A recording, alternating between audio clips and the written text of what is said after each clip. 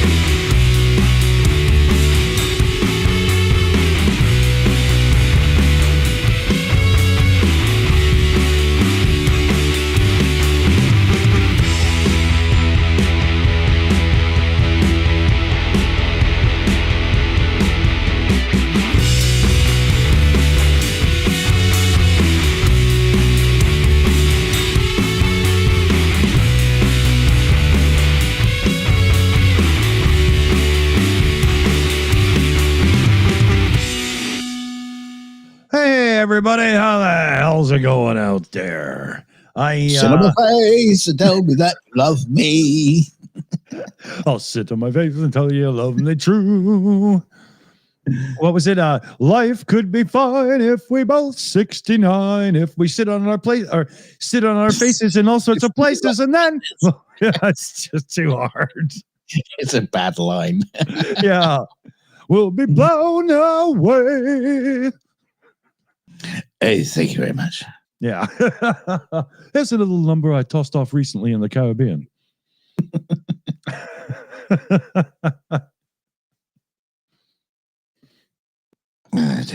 So, what do you think? I don't even know where to start. Let's kill some prairie dogs. Where's what's her name? You know, isn't there Kirsty no. Yeah, put them in the gravel. Yeah, exactly. Wasn't it Gnome who just tweeted that the new Pope is a Marxist puppet of the leftist regime or something?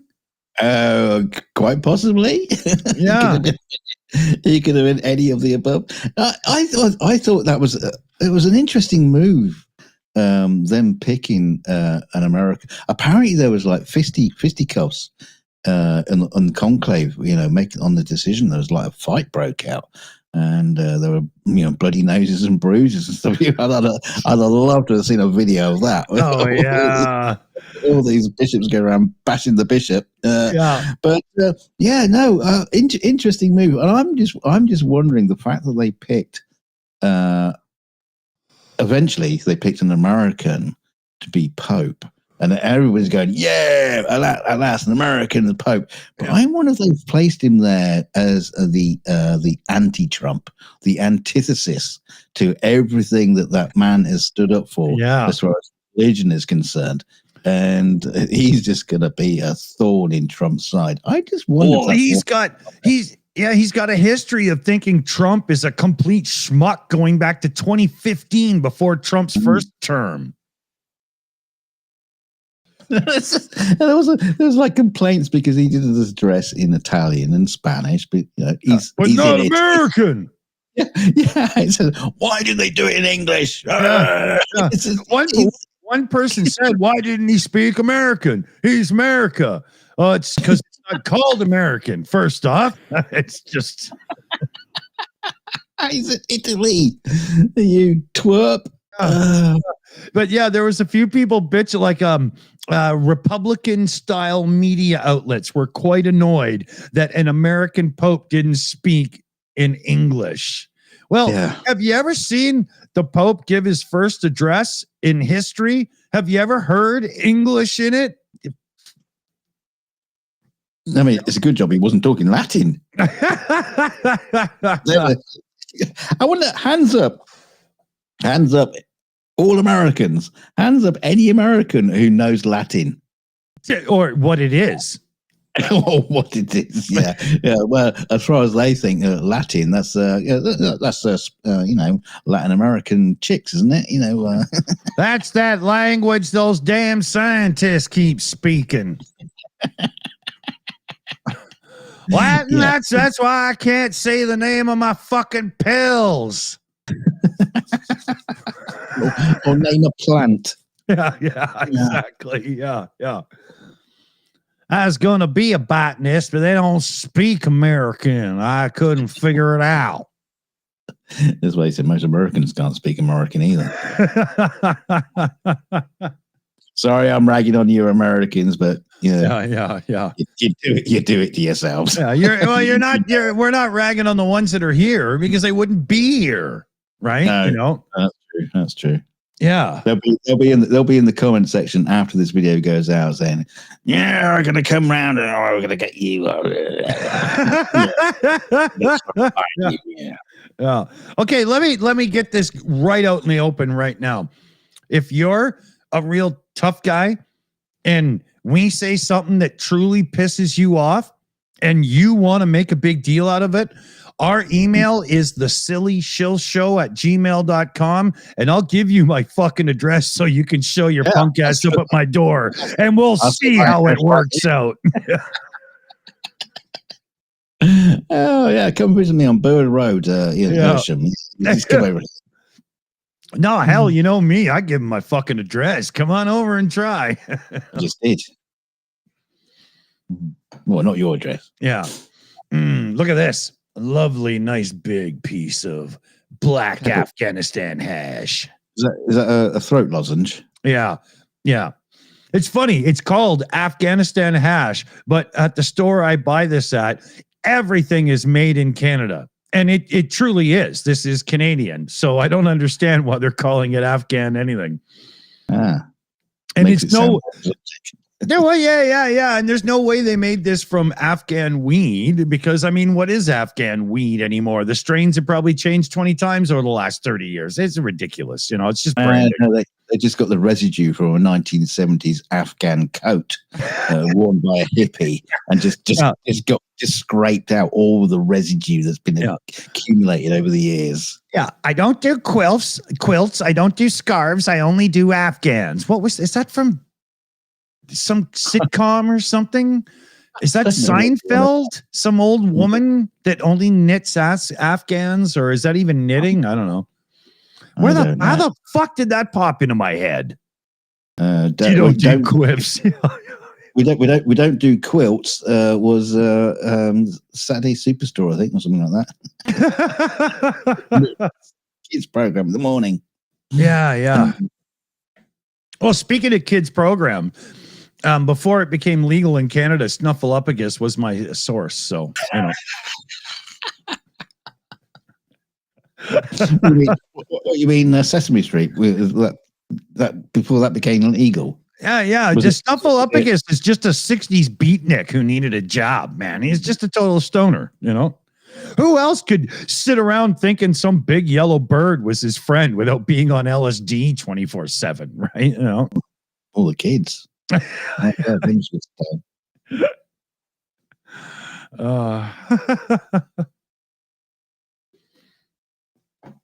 When I was a kid, I always liked Oscar, the guy in the garbage can. Yeah, the Grouch. Yeah, that's it. You got very, very similar qualities. I was hoping you wouldn't make that connection. Actually, to be fair, we both have. Yeah, you know, very much. Except I do live in a garbage can and look like I've been dragged through a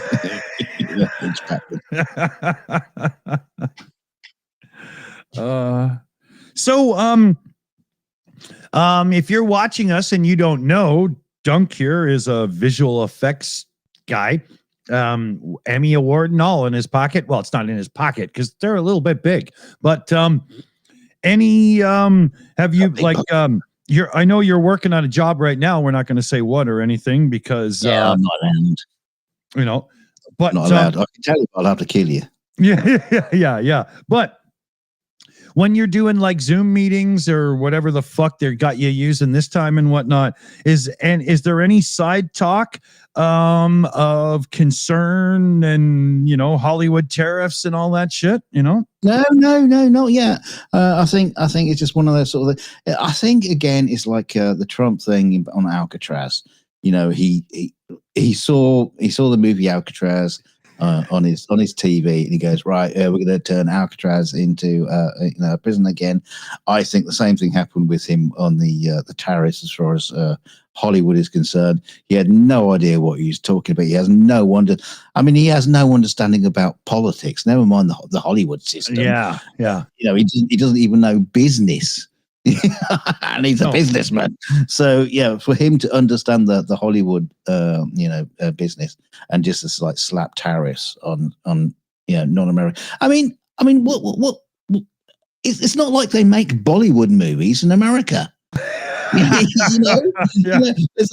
a lot of Indians and Asian Orient and all kinds of people living in America who love Bollywood movies. Yeah, but they don't make Bollywood movies in America. No, it's exactly. Not like they're going to start making them there either. Can you imagine all these planes full of people and sets show up? What are we doing this? Why have we got an order for 20,000 saris? What's going on there? and we got all this, brown paint to paint. We have to brown face all Americans to make them look like Indians. We have George Clooney starring in a Bollywood movie. Oh no. At least it's not one of the bald ones, so that's all right. They'll just shoot you. I hear that movie's being released. I know. Can you believe it? I mean, they've had some pretty good publicity for it, I would say. Well, that everybody's going to be watching the movie waiting for a real death, and it's not in it, they'll be guessing which scene is it? Yeah, exactly. It'll probably be on DraftKings or one of those stupid betting sites that people use as a sponsor. Can you imagine the director's commentary? Yeah. This is a scene coming up. Baldwin shot the director of photography in the face. Yeah, this is where that murdering son of a bitch walks over to him. Shouldn't be laughing, but it's a weird story. Well, it's a fucking stupid story. It should never have happened. Yeah.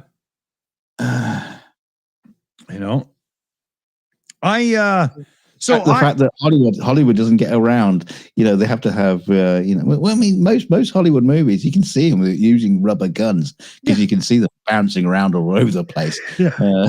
They wobble like peckers in B-grade fucking pornos, right? It's usually my job, to stab. I did one recently where there's a guy's been stabbed. And it was like my job was to stabilize the knife to actually look like it had actually been stuck in him because it was wobbling around all over the place. So you get those sort of things, or a spear or a sword that just like bouncing around, wobbling around. Now in the olden days movies, you could see all that, but in the modern ones, they want you to fix it. So when you get that clang of sword on sword, you don't also have a boing. So there's a lot of my job in the past has been fixing things like that. But but as far as guns are concerned, I mean, replica guns, that's so fucking easy to make. Yeah. What Why do they even? Why? Oh, I don't get it. I mean, the cops find replica 3D printed guns and stuff all the time. Why? It's weird, you know? Yeah. Seems like it's an easy thing to do. Yeah. And the fact is, you know, there should never have been any live ammo. Not only on set, on the premises of the studio. There was never. I mean, you know what? Blanks are dangerous in themselves. Yeah, you know, because there's little shrapnel bits when it opens, right? Yeah, exactly.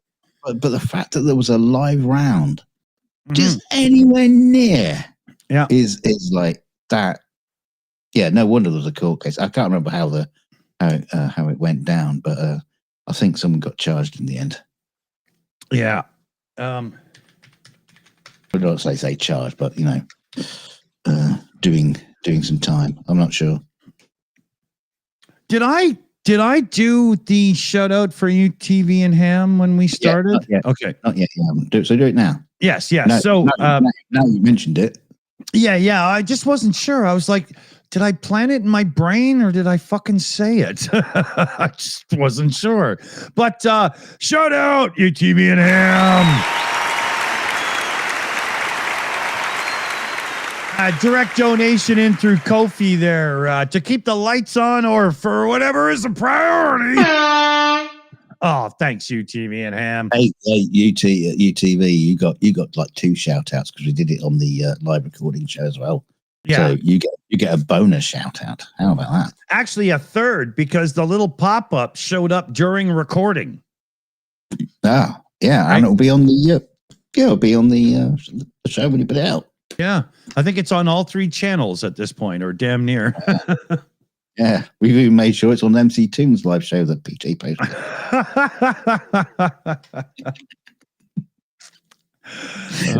Flat Earth is reading out right now. What the fuck is this? I think he's changed his name to Craig Pancake. Oh dear. Yeah. It's probably going to do another Xbox channel coming up or something. I don't know if anybody's here still remembers the Flat Earth thing, but did you actually listen to that recording that I made? There's an advert out at the minute for like a car finance thing where people have been ripped off, and there's a like a legal claim thing. So there's an advert been going out, and there's a guy in the Flat Earth called Anthony Riley, who we say, we're going for a Riley. I mean, going for a piss. Because he took a piss in a glass without muting his mic. Yeah, exactly. But he has a very, very distinctive voice. He's got like a lisp, and he's got a bit of a curled lip, and all this kind of thing. And there was this ad was out there, and I made a recording of it. And I put it in the Shills private channel. I don't know if Dick heard it, but it sounds, I swear to God, it's him.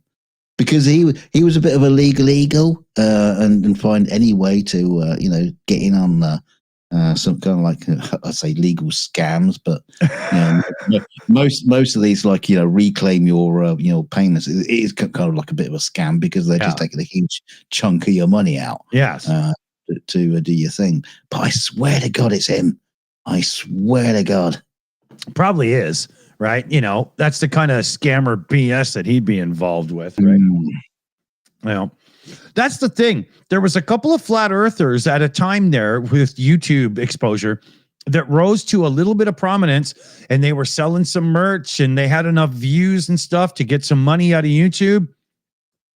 And I think half the flat earthers that came after those guys were truly chasing dollars, as if they thought being a flat earther was a route to riches. And it's just, seriously, do you think people that believe in the flat earth are successful rich people that are going to rub off on you and make you money? It's just ridiculous. Some people did actually make quite a fair bit of money on it. But only a couple, and the rest wanted to be them. But there was no room for more than 2 or 3, right? Well, what's interesting is Jeranism, who was a avid flat earther who's now turned. He's still got like the same number of views, although his audience is like flipped. Yeah, yeah. But he was big on selling his own cryptocurrency thing, and I wonder if he's still doing that. He's selling his cryptocurrency now to globe proponents. I don't know how susceptible they are to cryptocurrency shit. Because let's face it, they're usually a bit scammy, aren't they? I don't know. I know two supposed flat Earth debunkers that are pretty hard into cryptocurrency. Actually, Really? Yeah, I'm not going to start with naming names, but Well, give us a clue. What do they look like? Who's their daddy and what does he do? Yeah, no, I don't want to do that. Fair enough. Because I mean, but yeah, I know what one of them. It was pretty funny. One of them had gathered up some old computer hardware and was doing some mining after everybody had pretty much moved on from mining because it took so much to mine the next key in the blockchain to get yourself anywhere close to a Bitcoin. It was not funny, right? Yeah, it was costing you more than the bloody thing was worth, basically, wasn't it? Yeah. I mean, when crypto started to catch on, you had all these mining companies go to places with cheap electricity and just fill buildings with GPUs running. If you caught on to that too late, all you did was run up your electric bill. Do you remember there was a story with some like janitor in a school? They found his cryptocurrency mine thing that he'd set up in the labyrinth, the basement of the school, and it was just basically using all their electricity. I think it was just basically the heat signature coming off all the machines. Why is it so bloody hot down here? Yeah. Well, when you have a business electrical account, if the company you're working with is any good, they would get a hold of you and say, do you realize your bill is 2.5 times what it should be at this point?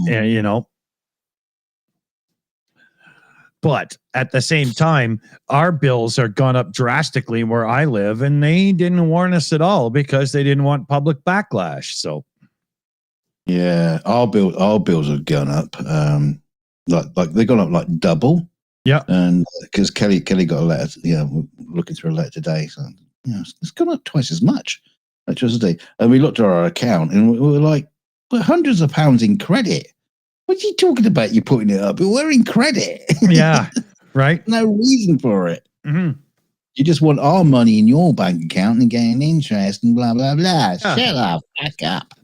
I have the Canadian Disability send an X amount per month payment directly to the company I deal with for utilities because it's just easier for me. And for the last 9 years of my life, 10 years of my life or whatever, every springtime after winter, I'd run a bit of a credit because I'd be giving them too much. But then in summer, with the air conditioning, I'd run a little bit of a deficit, but then in fall, I'd run a credit, and it just worked out perfectly the whole year. I never had to worry about it, right? Yeah. Well, I should be in that springtime part where my bill has dropped down, and I just got my bill, and it's like $100 more than I was expecting. I'm like, you gotta be kidding me. Come on, It's ridiculous. They even gave me, you could be in trouble if you don't pay us right away notice. I'm like, you're the only company in town. I've lived in this town for 20 some years at this point. Where the fuck do you think I'm going to go? What are you threatening me for? It's not like there's another company I can deal with. Just fucking relax, Yeah. I was really annoyed. I'm going to stop using electricity. Yeah. That was Exactly. I'm going to send up a cattle generator that can make sure that I have enough electricity to strain. I'm going to build my own nuclear power plant in my basement. Yeah, it's just so annoying, right? You don't have to be threatening and full of crap and whatnot. Relax. I mean, I can understand if it's a cell phone company because a person could just punk you off and go to the next one and run up the bill or whatever, so on, right? But we only have one company that we can go to for electricity. So relax. You know. Yeah, just a strange thing happened to me this week. I got a bank card through from TSB. TS Banking. I don't know what the TS transsexual banking. I don't know what it means, but anyway, I got a bank card through from TSB. Okay, it's interesting. I don't have an account with TSB. Oh, well, thank you very much. Here's your new card. And don't forget to sign it in and log in. Wait, what? Next day, I got a credit card through the post. Well, here's your new credit card. Yeah, okay. So I rang up. I rang up the bank, and it is one of these stupid things. Like you ring the bank up and say, "Please put in your account number." I don't have a fucking account yet. So round and round in circles. Well, eventually, it's like put the account in that was on the card. Yeah. And then it goes, your balance is £0.00. Yeah, I know it is because I don't have an account with you. Holy shit, man! Really? That was the other thing. Is like you put the because you're on one of these phone calls. You put the account number in, and then it says, "Please tell us the last 2 digits in your security code." How can I have a security code if I haven't set up an account? Yeah. And it's the usual thing, you're in this automated phone process, and you're screaming down the phone, "Stop it! Bastard!" Yeah. So eventually, I got onto somebody. Yeah. I think the machine just like the AI gave up. Said, "I'm not talking to this house anymore." Yeah. I'll put you through to somebody. And of course, I explained the situation. Well, I don't have an account with you. I think I might have done years and years ago, but that was, I think I shut down. And of course, the usual thing happened is, he goes, "Oh, I'll just go and ask you some questions," and oh, brilliant! Yeah, it's like, I'm not going through all that again. So I called him back the next day and said, "Yeah, it's okay. Yeah. We shut that account down. Yeah, you're fine." And I got a letter through the other day saying, account has been shut down due to fraudulent activity. You shouldn't get anything. So weird that someone tried to set up an account in my name at this address. I don't know how that works. Any ex-boyfriends or girlfriends unaccounted for in the children's lives? Because it sounds like somebody's getting creative, know. It could be. Who knows where my sperm has been? It didn't come on with a bank account ID on it or anything like that. Do you have any security cameras at the front? Because you might, if you had a security camera at the front, you might have footage of somebody sneaking up to your front door trying to check the mail every so often because they're trying to intercept those damn cards. Right? Interesting. Or somebody could have gone online, blah, blah, and they tried their best, but the bank wouldn't let them change the address. And they were like, "Fuck, good try." But it sounds to me like tomfoolery for sure. Absolutely. Yeah, absolutely. Yeah. Shout out time. We've got White Fishy 1. Direct donation through Ko-fi. And it says nothing less than beer.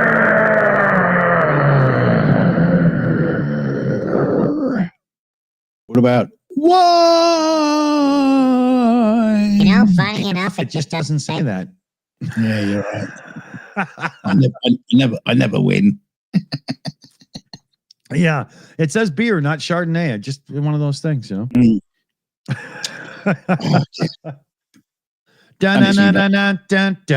Tequila. It's United States, Californian Chardonnay as well. So I'm supporting you bastards. So yeah. You're drinking American import booze during a trade war? Yeah. While I can. I'm sorry, but that's unacceptable. Oh, you know what? Yeah, but Canadians don't make they don't export Chardonnay. I've never seen any Canadian Chardonnay. There's a reason for that. Shit.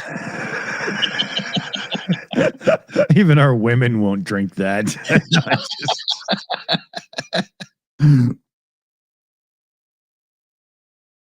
Yeah. They'll have a little side sip of whiskey.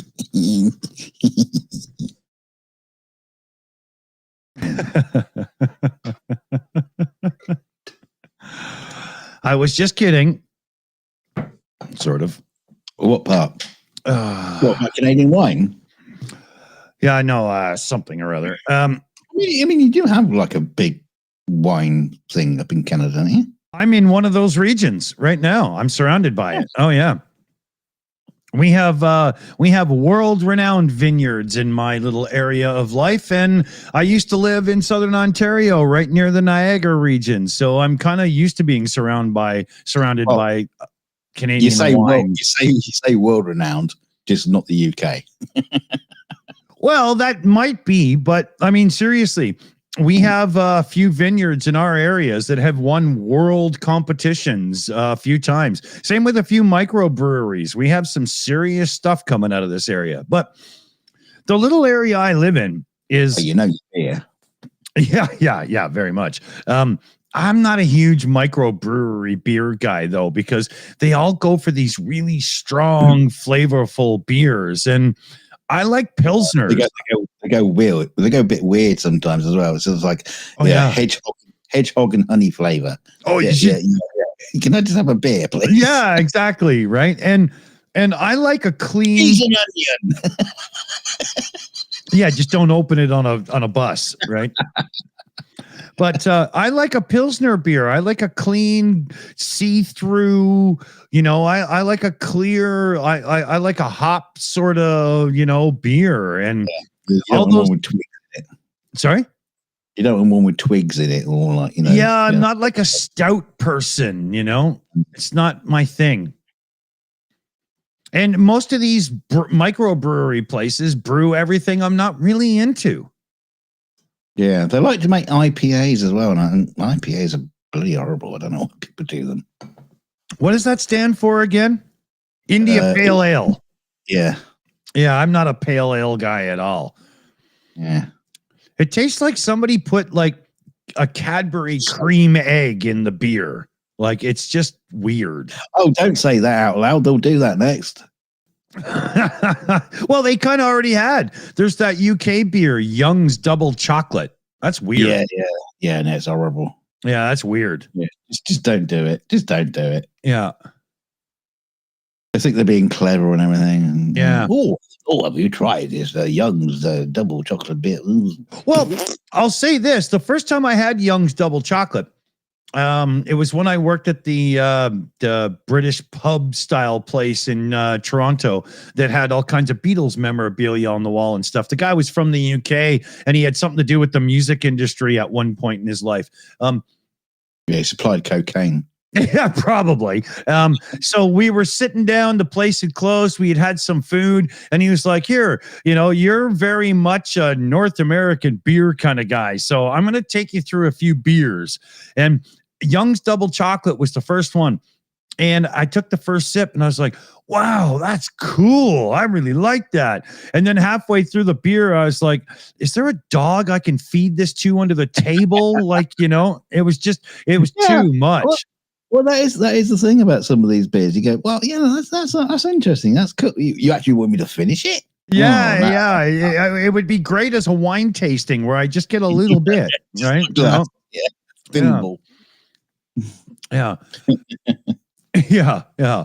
I'm not saying it's wrong to like those things. If you like them, that's fine. Go ahead. It's just not my thing, No.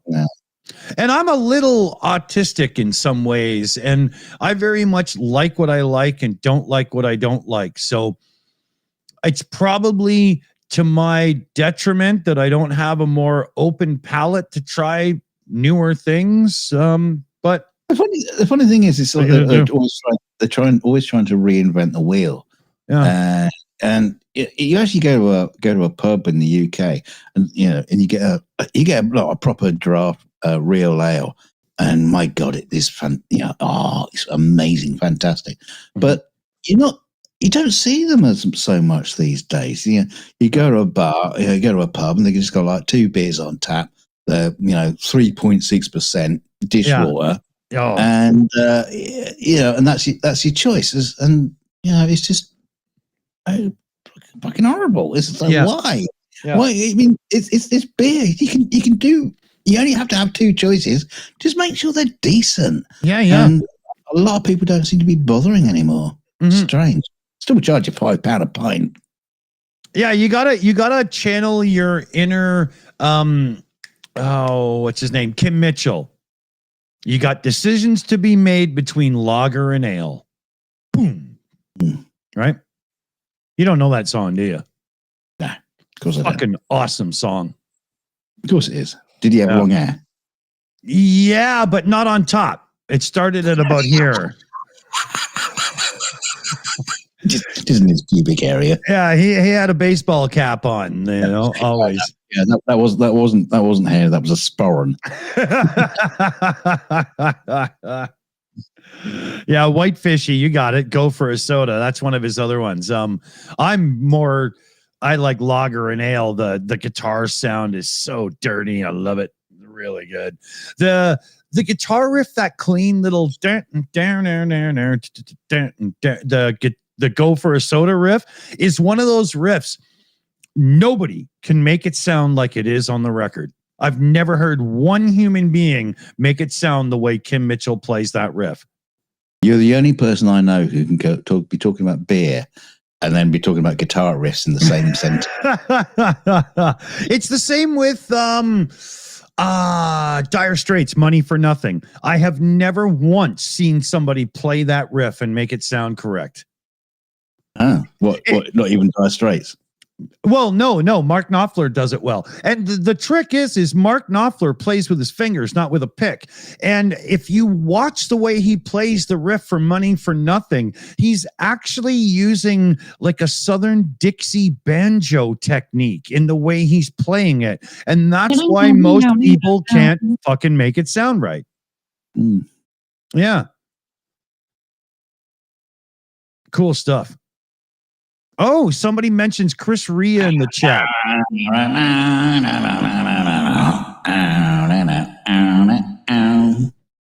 bit like that. I thought you were doing a Chris Ria there, Yeah, right. I got creep for that. Chris Ria, I find an odd artist. I like his music, but he sings too low for his own natural register. And if you go back and listen to the music, he's out of key every so often because it's not a natural place for him to be. It's too low. Maybe he likes being out of key on purpose. Yeah, of course. It sounds like some music I should really get into to sing along to. Yeah, you'd probably put it into the right key. Yeah. Put out a key, I can give it to you. Yeah. RP in the chat talking about Chet Atkins finger picking a guitar. You want to see somebody really finger pick a guitar? Chet Atkins would be definitely up near the top of the list. I'll also put Leona Boyd up there as well. Wow, that chick can play. Oh, holy savage talent. Unbelievable. Oh,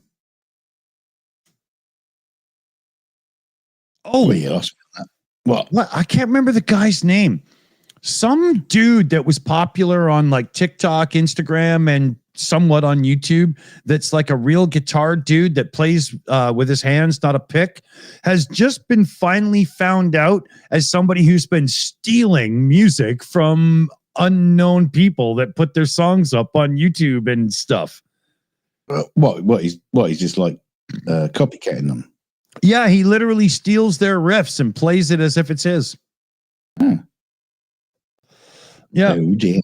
all kinds of guitar people and music people on YouTube and social media are now putting out videos going, oh, I'm so sorry. I was a part of making this guy seem cool. And it's a really weird story. Yeah, if I was still following the guitar community, I'd probably heard of that, but yeah, I'm not. I don't usually either, but YouTube was dead set that I watch one of these videos. And then when I watched 3 minutes of it and went, oh, okay, whatever.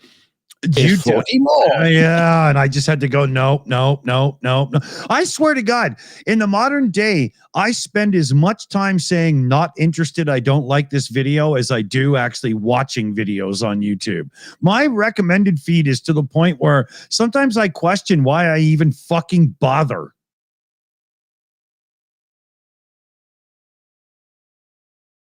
Well, I don't know. Why do you bother? Well, because we're here too, and I'd like to see us show up now and then. YouTube thinks I hate my own content, so figure that one out. I'm going to smoke some more dope. Legal stuff, not freaky stuff. I just realized that didn't come out right.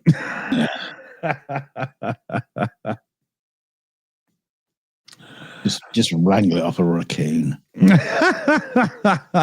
I'm all right.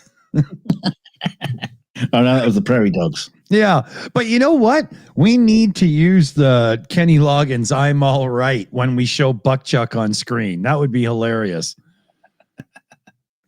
Well. the one with him running across the grass. Yeah. You know, when I do, what is it? This one here. Where is it? Where is he here? I'm all right. Don't got to worry about me.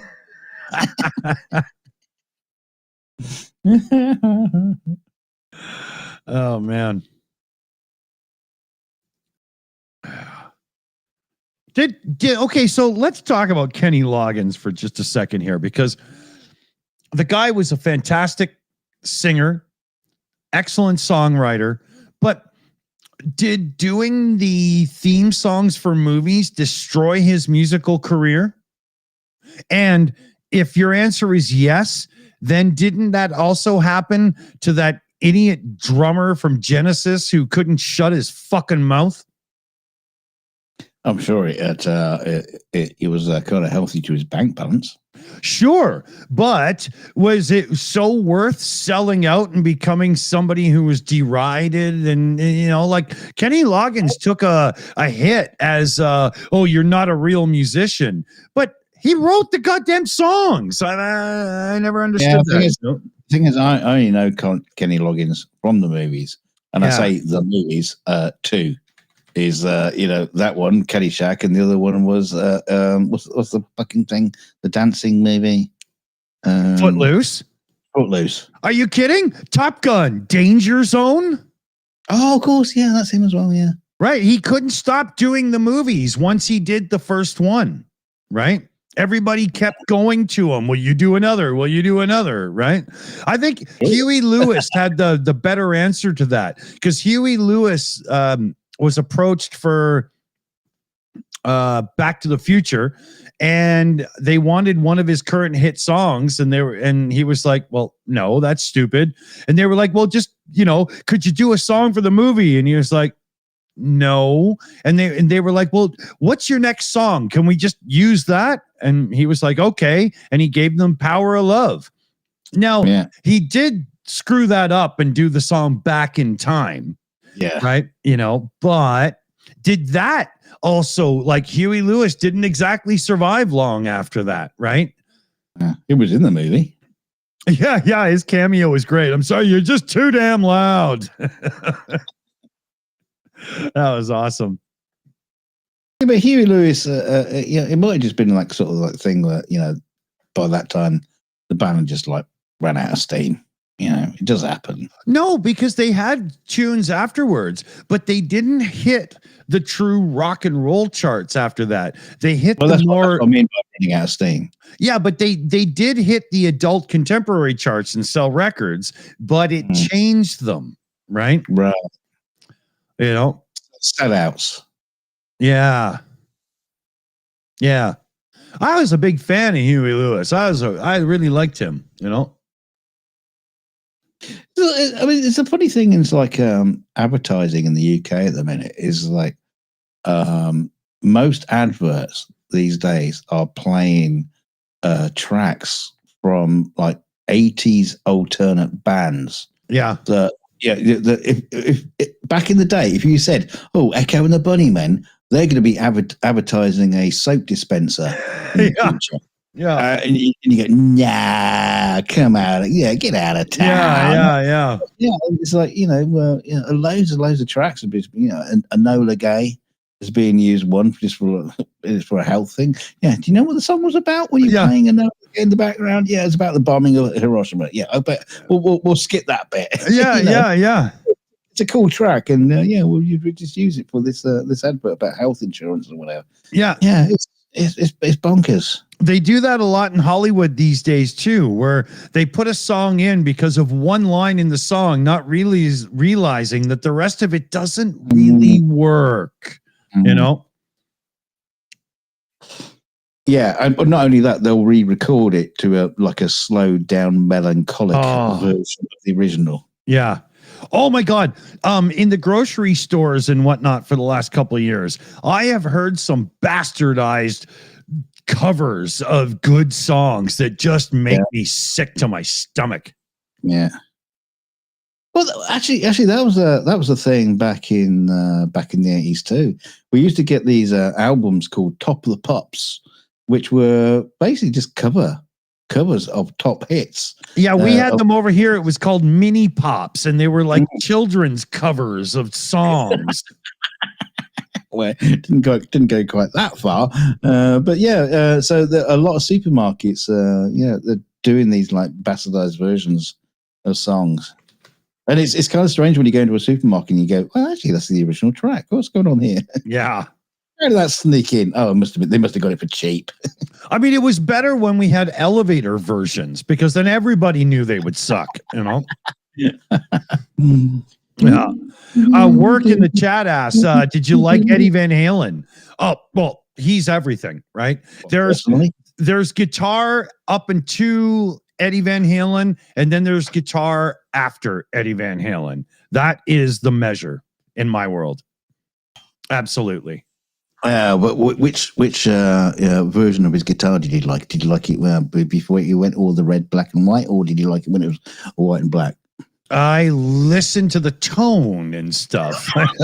Don't give a shit what he's playing. Did you like it when he screwed a dime underneath the underneath the saddles? That affected the grounding, which in turn affected the tone. No, I'm just kidding. That's stupid. And especially putting that switch in the middle pickup. That wasn't even wired up. Man, that was a stroke of genius. You know? and the reflectors. Put the reflectors on the back. Yeah. Well, Grunge thing in the chat says Jimi Hendrix just rolled over in his grave. I don't think that's true. Jimi Hendrix was similar. No, the groundhogs pushed him. Okay. But Hendrix was very much in tune with his era, just chaotically controlled chaos. But it wasn't a generational jump the way Eddie Van Halen instituted the entire 80s scene of virtuosity in guitar. Nobody did that to guitar before him. Not Page, not Hendrix, nobody. It was a complete seismic shift. I'll stand by it. He is that difference.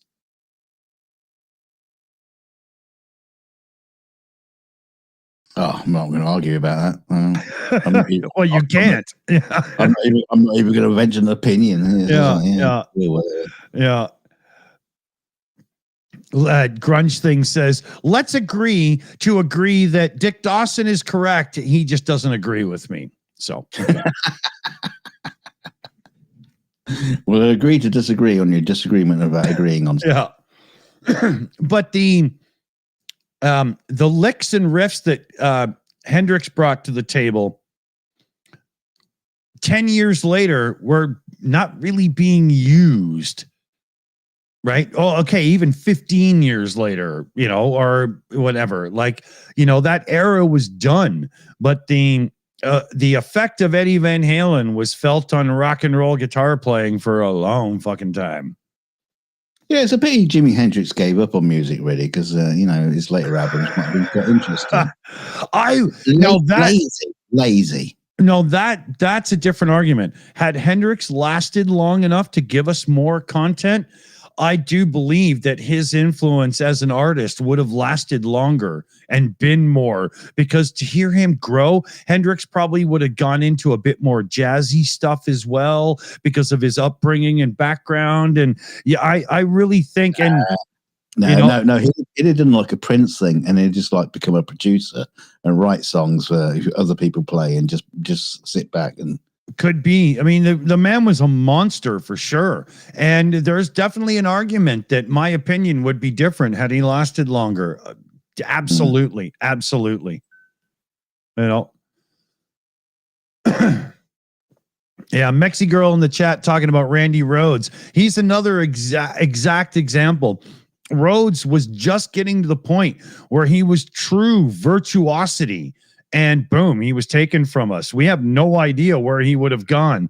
But if you sit back and El Salvador. Yeah, but if you sit back and listen to like the first Randy Rhodes album with Ozzy, the Blizzard of Oz record, but then listen to like Steve Vai's Passion in Warfare, you just can't. You have to admit that Rhodes was surpassed, but he didn't get a chance to truly grow into the musician he was going to be, like some of these other folk did. So we just don't know. There's a lot of people in the guitar community love Joe Bonamassa, and I've mentioned his name to you before, and you just go, "Oh." Yeah, I just did it again. Yeah, exactly. He's. I think he must be like one of those. Like, I don't know. I don't know the guy myself. He's very, very popular and pretty big in the guitar world. But maybe he's like one of those like session musicians that just did his own thing in the end. And he might just be a social media type, and I just haven't heard of him then, right? Because he's an old fart. He's like you and me, even older than us, probably. Yeah, because I know session musicians from back in the day, like Luthiker and stuff. He's got some great stories, right? Yeah, but but there's so many of those guys that unless you're truly just encased and ensconced in that scene, you can't know them all. No. Right? No, they're not the ones on the hit records. Yeah. I mean, if you're into visual effects from movies, I'm sure you know the name Dykstra, but tell me 40 more. Good luck, right? I'm going to do on a list. That's you, not normal people. Yeah. Oh, thanks. Yeah, but you're in the scene. That's like me. No. No. This is like normal people. You're not a normal. But I'm not a normal person as it pertains to music, right? I like if I was to say that I have a normal human being outlook on the music industry and music in general, I'd be lying hard because I know too much about it, right? I've got all these biases about talent and things and whatnot. I don't get to just listen to I could walk 500 miles and go, oh that's catchy. I got a story about that in a second. But the funny thing is, you say, "Oh, just name 40 people." I could probably name 40 people. There'd just be like 40 people I know. You wouldn't know who the fuck. Yeah. I'd be on IMDb. Hang on a minute, you just work with them, you bastard. Yeah, exactly. Yeah. They were your effects team on Rome. Yeah. Oh no! The I would walk 500 miles thing. I hate that song. No, I saw something recently the other day, and I wish I could remember where I saw it because it was fantastic. Because they converted it to metric into kilometers. I would walk 734 kilometers. It's just so funny. Actually, it'd be maybe 1100 something, whatever. Yeah. I would walk 486 more. That's funny.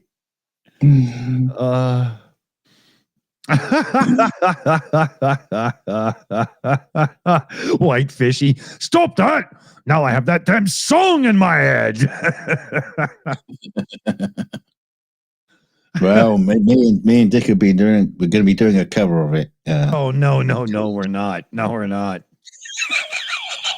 When I say a cover, when I say a cover of it, it'll be sound like a completely different song. Yeah. I could bust 500 heads. No, I mean a completely different song. Oh, okay. That would be good. That'd be good. Yeah. We're covering it by layering over a different song. Yeah. That's how we're covering it. We're gonna cover 500 miles, and we're gonna start with a sample from Public Enemy.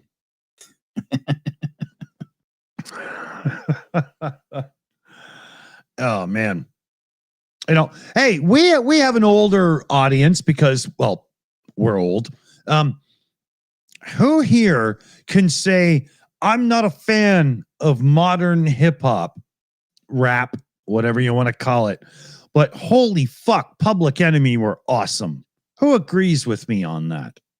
That's the funny thing is that you talk to our older audience and say, oh, well, yeah, that modern hip hop, and then you suddenly realize you're talking about hip hop that was like 20 years old. Yeah, I know. I'm like, wait a minute, hip hop. People don't even know what that is anymore. Spinning around on cardboard. Yeah. But Public Enemy, It Takes a Nation of Millions to Hold Us Back, is one of the amazing records that pisses me off because it's not actually that good sounding, but the music is so fucking good that you just gotta listen to it over and over again. What a record that is. Oh my God, I love it. I don't know. I can't think of it. Oh man. I probably have heard it, but I just can't remember it. It's true hip hop to the meaning of the word, not rap or whatever, right?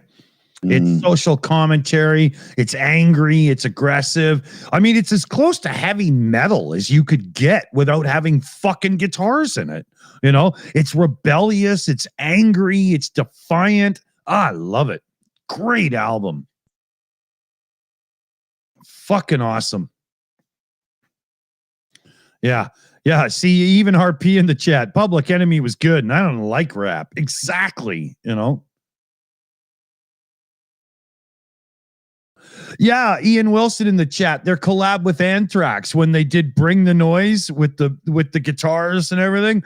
Oh, that was viciously good. Wow, I love that. Too bad. What's his name? Joey Belladonna was not in Anthrax when they did that collab. I would have loved to have heard him on that. I was a big Belladonna fan. Love that guy. He had such wicked pipes and zero training at all. It was all natural. Love that. And those albums were total demo sounding too. Go put on one of the first few Anthrax albums and compare it to the sound of Enter Sandman or one of those not heavy metal songs by Metallica. And you'll hear Sorry, what? Mr. Sandman. Bring me a dream. Exactly. Bring me a dream. Yeah. It got to a point where Hetfield couldn't end a sentence without that. I'm surprised he didn't he'd be at the restaurant. I'll have myself a porterhouse with mashed potatoes and fries. Yeah. Jason's bringing up Run DMC. Obviously the Walk This Way. Yeah, but early Run DMC kicked some serious ass, and tonality wise, like I was brought up in a family. We had some really good audio equipment in the 70s, huge home stereo stuff and whatnot. And early Run DMC records sounded so fucking good. Massive, huge kick drum with a tight top and a big bottom. Oh, it was awesome. Really well done. Really well done. He's having a go at their bottoms now. Work in the chat says, "Hey Dick, did you listen to the band Triumph? Saw them play live a couple of times. A huge diehard fan of that band in so many ways. It's not funny. And I'll have to cut myself short because I could talk about those three dudes for like half an hour if I don't stop. I love that band. It's never fucking stopped you before." I think it was the US Festival, the one that Steve Wozniak from Apple Computer put on. Triumph got on stage at the US Festival in America, and they were somewhat unknown and kicked the living shit out of that stage and blew the fucking audience away. I thought you were going to say they kicked the shit out of Steve Wozniak. This is for the Apple II, you bastard. I think Wozniak himself might have been the one that introduced them. What, to each other? No, to the audience. Oh, was he? Yeah. But yeah, Work gets it. It's one of the greatest. It shouldn't have been Wozniak. It should have been Steve Ballmer, because he's got the energy to put in to developers. If you know what I'm talking about, you know how that fucking funny that is. Has anybody here? Let me see if I can find it just to bring it up. Where is Steve Ballmer these days? What's he doing? Oh, he's ruining the NBA. I think he owns one of those teams. Way back in the Napster days, this was trending around the internet. Let me see if I can find it here. Gosh, the Napster days. Yeah, wow. Yeah. This is really old video this guy made. When we're all wearing flares and gingham and shit. Yeah. Okay, I think I found it. Let me just see if I can bring this up. Okay, hold on. Yeah, okay, I found it. Steve Ballmer went on stage at some Microsoft developer conference and lost his fucking mind. And he was, you know what? I can't describe it because it'll ruin it for you if you've never seen this before. Well, you got to know all the Microsoft things. Yeah. Well, no, but this was insane. And he did it twice at two different things. And some dude way back in the day edited this into a techno song. Edit that comment. Yeah. So here, just check this out. Can't hear it.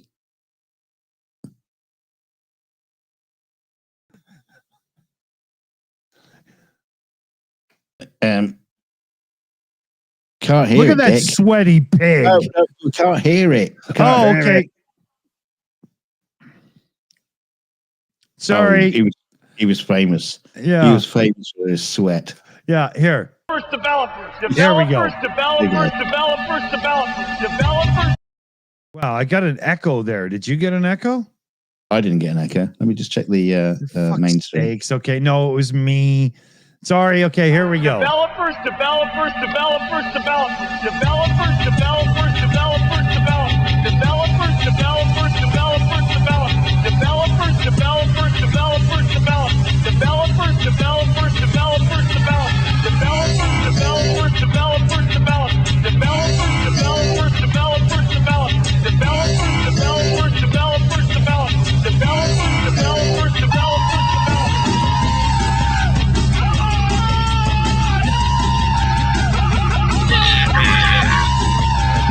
streaming is him at an actual developer conference.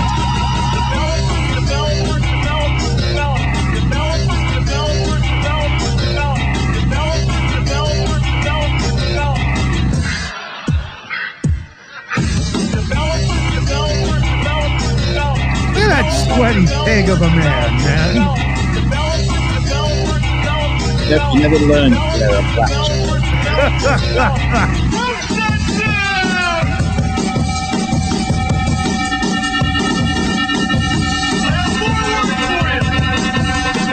Developers. And this is really him on stage running around like this. It's amazing.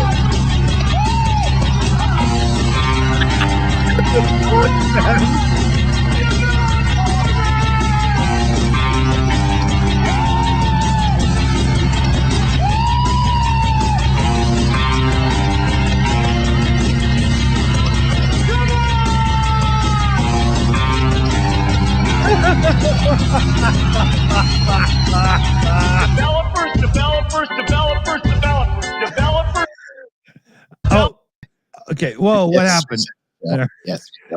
Yeah. Shut up.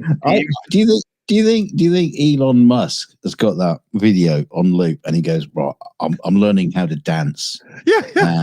I'm watching this guy. Yeah, exactly. This is how Elon figured out how to deal with the public, right? You know? It's that and Star Wars Kid. Those two videos. Yeah, Elon's got those on loop. How to become popular. Yeah. Elon watched that and thought, if only he had a chainsaw. Didn't show enough midriff when he jumped up in the air. Exactly. Yeah. A little too much sweat, not enough midriff. We can fix this. And I wear a stupid hat that says MAGA.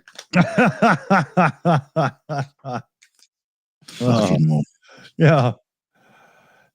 Oh man.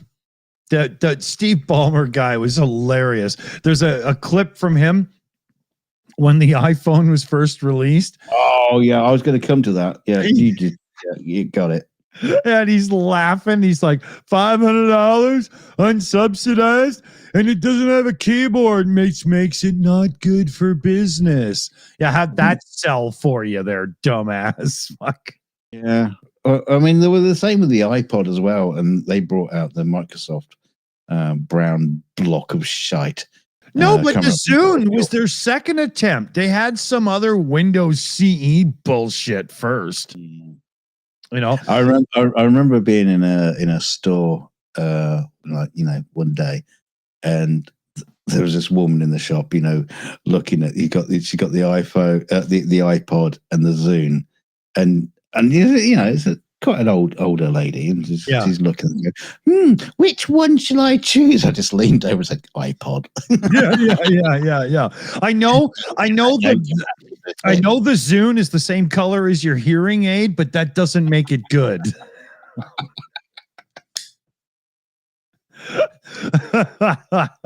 Or you remember Microsoft's slogan from around that time when they brought out that stupid fucking phone that was supposed to be a messaging phone, but it wasn't even a smartphone. It was just a feature phone that had like AOL chat on it or something. And their big slogan was, "Welcome to the social."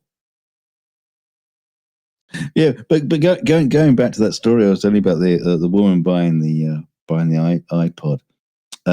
She was buying it for a grandson or granddaughter, sort of thing. And could you imagine it? Can you imagine that moment? We go, I bought you one of those brand new MP3 player thingies. Yeah, here you go, grandson. And you open it up, it's a fucking Zune. Yeah. It's not even a creative nomad or a SanDisk, right? Do I throw it out now or later? Yeah, exactly. Can't take this to school. Fuck, I'll end up in a locker.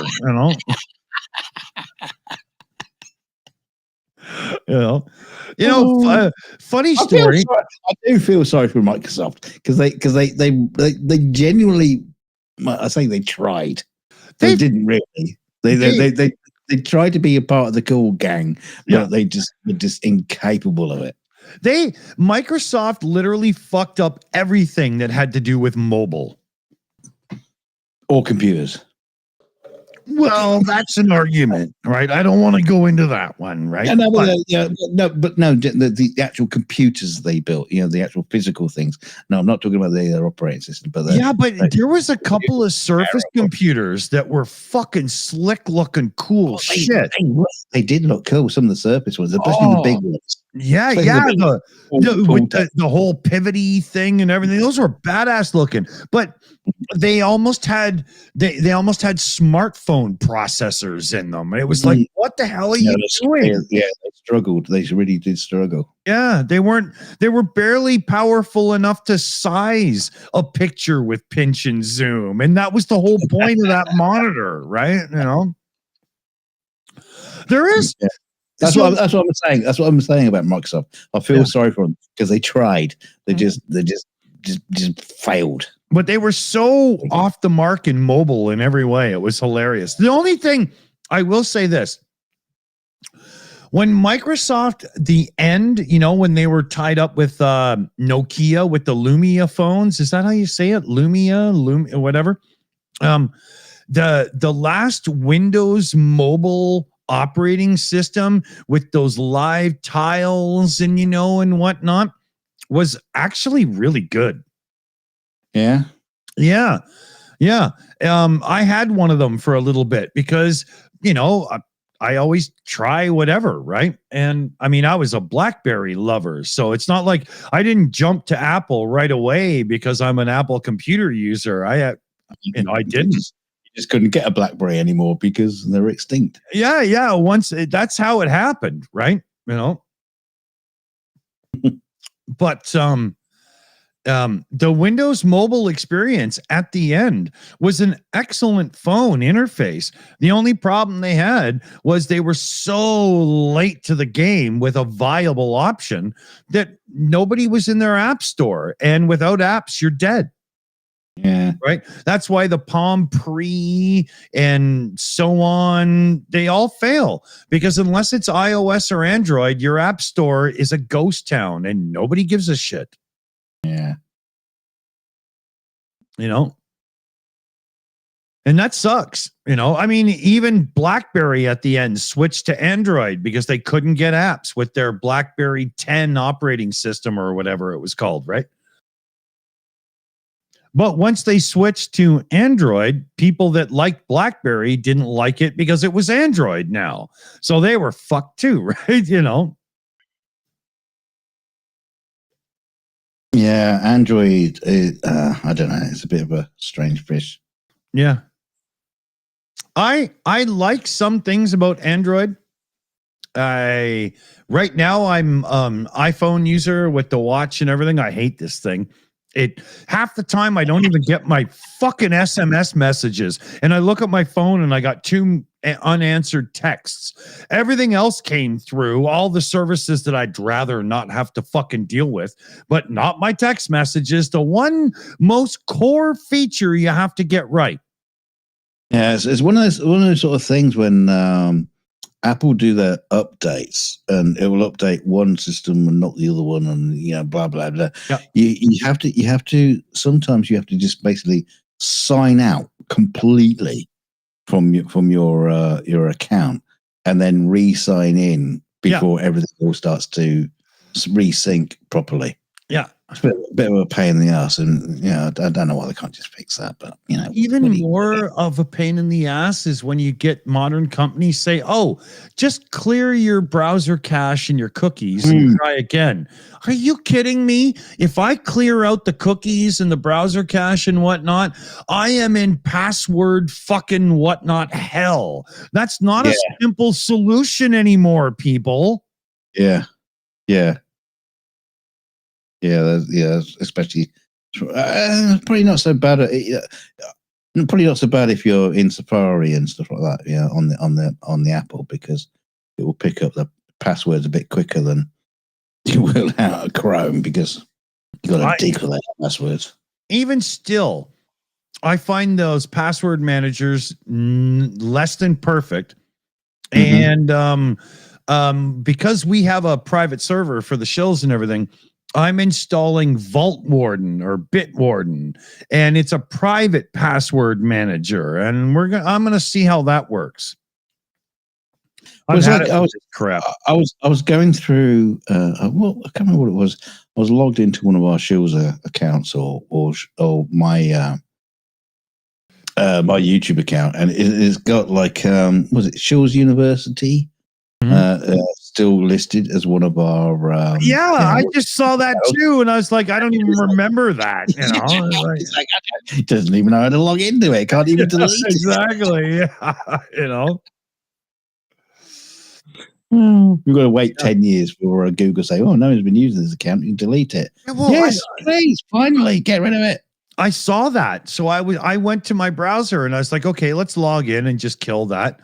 I don't have a saved login. Try the other browser. Nope. Try the third browser. Nope. No, I give up then. I mean, I just can't. But speaking of which, if you're one of the Shills that used to be on the channel with us and isn't anymore, and you do that thing where you watch, but you don't jump into the live chat and stuff, so we can't tell. Quite a few of you still have me as a manager on your YouTube channel. You might want to look into that because I can't take myself out. You all got to fix it. Yeah. You know. Yeah, I got a few buddies. I'm still managers of other accounts. It's like, yeah, really? You still want me there? You know how many? If I was to get angry drunk one night, you know how many people I could fuck with right now. You know. Well, that's one way for them to get you off their management. Yeah. Just start uploading. Start uploading all the Shill stuff to it. You know, don't be destructive. Be proactive. I should make a video. Let's count the ways why I'm so enamored with BBC. Number 1, I won't be on camera. It'll just be video images, right? Blackface. They'll no one will recognize you. Can you wear a big afro? Yeah, I'll curl my hair. Right, I'll have to go like this so you can see it all. Well, like Sammy Davis Jr. style. Oh, are you kidding? If I did an afro out of my hair, it would be like 3 feet tall. Right? I love it. Yeah, sounds great. Right? Like, I don't know, a lot. You can't always tell, but you know, there's a lot of it, man. Holy fuck! You know.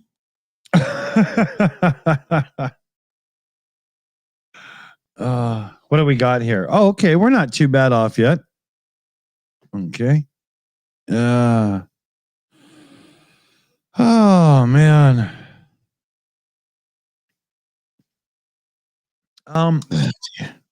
There is some crazy ass motherfucking shit going down in America right now. I don't want to get too into it, but I sent a friend a link the other actually earlier today. New Jersey mayor was arrested at an ICE detention center that has just opened. He was there to protest. That's the New Jersey mayor. Really? Has been arrested. I'm not kidding. I am not kidding. Fact. Right? And the White House, Nick Suter's got a thing over on In Time. You should check it when we're done here. We'll get the link in for you. The White House is actively looking at suspending habeas corpus. And that basically gives them carte blanche to run around and do a lot of crap they shouldn't be doing. What, no zombies anymore? Kind of, but it's more like they can turn a lot of American politicians in the courts into zombies, because if they can declare that, there's a lot less opposition to their MAGA Project 2025 bullshit. You know, they just Trump administration has just promoted yet another Fox News host to yeah. System? Yeah. Some woman, I can't remember her name off the top of my head.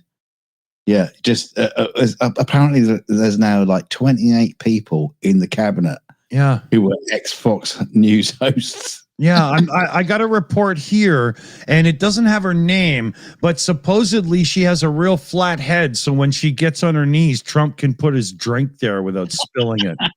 I'm like R2D2. Yeah, it's fucking nuts. It really is. And the usual thing is, everyone is. It's so funny what everyone always brings it up, and they say, "Oh, if Obama or Biden did this, people would be outraged." Yeah. But so far crickets. Nobody's concerned about it, and it's so funny that this always go back to if Obama or Biden did this, and just no one fucking cares. I know. Okay, so let's ask yourself, is everybody at Fox News and a few of these hard right-leaning places that just praise the golden toilet on every chance they get, are they truly making a fortune off being mega supporter news channels to the point where this is worth it? Because in the long term, the devastation to the American situation as a country, as in governance and whatnot, this is going to get undone in future elections, and it's going to be repaired. And history, I don't think, is going to look back on this moment well. How do they think there's a long... What? It's still a big if, though. If it gets sorted. Oh, no, it will. The populace is already protesting in every city in America, right? There's no way this is going to hold long term in any way. It's just not. Yeah, it didn't help for the people of Gore and Gorman. But hold on. Let me get back to my thing. When the country itself, and I think we'll see this in its true form, not just in protest, but in the midterms, I think they're called, when America selects not the president, executive branch, but Congress or the House or whatever, So if America turns hard on the hard right, and the midterms give a big boost to the leftist, and we get more of a balance in the American political system, where does Fox News and a few of these places go? And 2 years down the road, when the election turns the tables and the more leftist side gets in, because I truly believe that will happen after this travesty of democracy, how does a Fox News expect to have sponsors and advertisers and all the things that make you money when the public will be against your stance on things? I don't see a long-term prospect that's very good here. Thing is, as the days go by, I'm becoming less and less convinced there is. As the days go by, he is less and less convinced, and the days. If you want to sing, sing. If you want to listen to me, listen with your ears. because now recently there was like an election for what was it? Was it for a judge? Yeah. And Elon spent some cash and lost. Yeah. They lost, and then the Republicans come in and try to throw out 65,000 of the votes. Yeah, which would have meant he won. Right, but it was like, well, how is this even happening? How do you like after the vote you come in and say, oh no, yeah, we want you to throw away so many votes, so our guy wins and you lose. And is this where we're at now? Where even elections, even though they're supposed to be all above board, as far as we know, in America, that they're not. They're still able to get in and interfere and fuck things up. And that's what concerns me. What concerns me about the midterms is like, well, yeah, people will win and but they'll turn around and say, well, they didn't win. So we won. But here, authoritarianism carries on. Here's my prediction for that. If the ruling right starts saying, no, this is invalid, we're going to read this and that and blah, blah, the protests that you see right now will erupt into serious protests the way that we've seen Americans go fucking crazy in the past when they've really felt the need to. The thing right now is a lot of the Trump executive orders, decisions, directions and stuff haven't truly hit enough American pocketbooks yet for us to see the public truly respond. You've got too many people that are still okay, so they're still doing the trust the plan bullshit. Just give it a little longer, Mm-hmm. Well, we keep hearing about the fact that the shelves are going to be empty due to the tariff situation. So we'll wait and see if that actually happens. Yeah. The thing is, you also get this kind of like left leaning or left wing kind of like warnings. Oh, this is going to happen. What if it doesn't happen? And then you just look like a complete prick. What if the shelves aren't empty and people can still get stuff? And when you said, you can be able to buy toilet roll because of Trump's things. No, if it turns out that the shelves aren't empty, the left look like a bunch of pricks now, and that weakens their standard, their standing. So I don't know. Yeah. I'm really concerned about this in many ways. Yeah, very much so. Very much so. Right.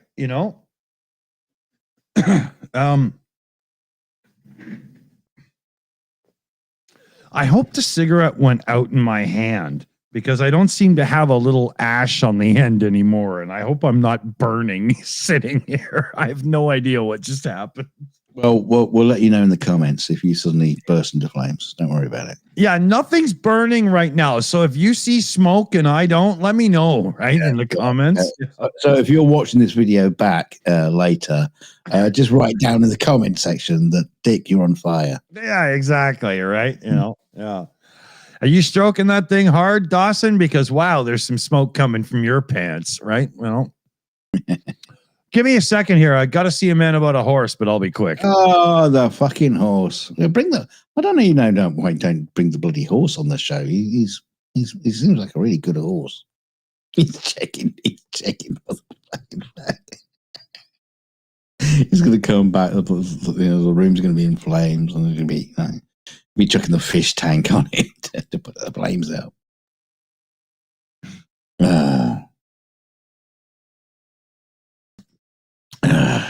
See a horse. Dick goes old fine horse. Dick goes out to talk to his horse. He says to the horse, "What are you doing? Why aren't you in the shows chilling?" Thank you very much. Oh, dear God. He needs a bucket. He needs a bucket under the desk. Just get quiet. Just fill it up. Empty it out every now and then. See, that's what you get from drinking gallons of beer. It's just like glugging. That shit's got to come out. Just sip wine, a little bit of whiskey, and I can sit here for 3 or 4 hours without having to explode my bowels out on the show. But he's not me. A horse is a horse, of course.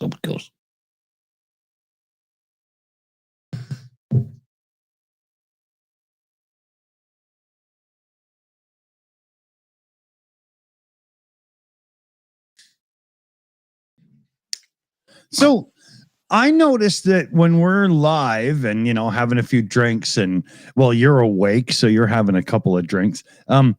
You don't ever seem to run off to go to the bathroom, and I have to a couple of times a show. So I can only assume that you have a convenient catheter-like device, and a good supplier of supporting parts. No, I just don't have a weak bladder. No, I was saying this. It's because you're knocking back the beers. It's just like 4 beers. There was like that was an hour ago. Yeah, I know. Okay, we used to do a calculation when you go out drinking. 4 beers, then you go for a piss. Yeah, then it's a piss a pint. After 4? That. I'd be dancing like Fred fucking Astaire if I waited 4 beers to go to the bathroom. Oh yeah, maybe you ought to be doing it. But I'm just sipping on wine and a little whiskey chaser. So sipping on gin and juice. I'm not knocking it back. Yeah, it's my lines of cocaine that makes me want to go for a shit.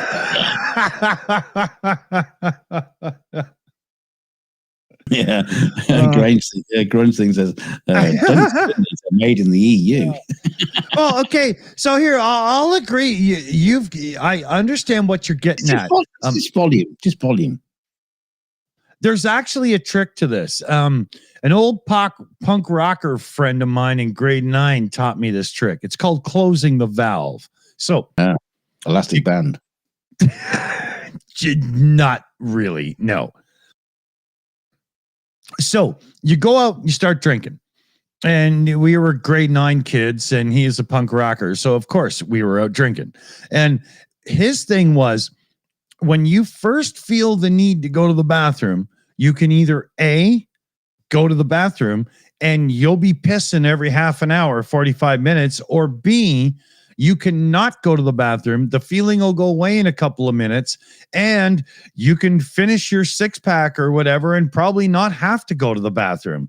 And his deranged teenage thinking was, you get more drunk because you're not pissing it out. And I remember thinking to myself, but I'm pretty sure my body processes it all before. That's why it's coming out. Exactly. Yeah. If I'm getting high on urine, I want a different ticket because I want to get, I want to get on a different train here, right? Just piss into a bucket and drink the urine back. Make sure you get the second blast. Yeah. Now every bit of alcohol. Yeah. Now I'm open to new ideas. So I tried his theory and it does work.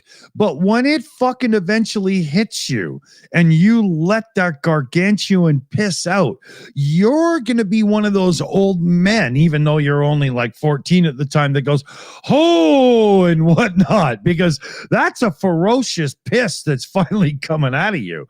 And yeah, you've just broken the porcelain in the back of the toilet. Exactly. Yeah. You put it into your neighbor's flat and they're wondering what the hell's going on. Right. But the idea that you would go through all of that just to get a little bit extra when you could have bought 8 beers instead of 6 just seemed foolish to me. So I just simply go to the bathroom because that's what human beings do. Or like I said, when you were away, you should just get a bucket. I said to my son Felix the other day, I was like, make sure you go pee before you go to bed, buddy, because I wouldn't want your teeth to be floating all night. And that confused him because it's an old party guy Canadian saying, right? So I had to explain it to him. Yeah, with back teeth are floating. Yeah, exactly, right? Yeah. I had him laughing, and then as soon as I said that, he stopped because he had to think about it, right? And it was really funny. And I was like, well, see, if you haven't gone pee and you need to, the fluid builds up and eventually your teeth are floating. And then he started laughing. He's like, that's stupid. Yeah. That's scientifically impossible. Exactly. Yeah. Father, are you bullshitting me again? And had I said it as an animated character, it would have been funny, right? But it confused him. Yeah, if you said it as a Mexican actor. Yeah. Oh, man, that way, your teeth are floating,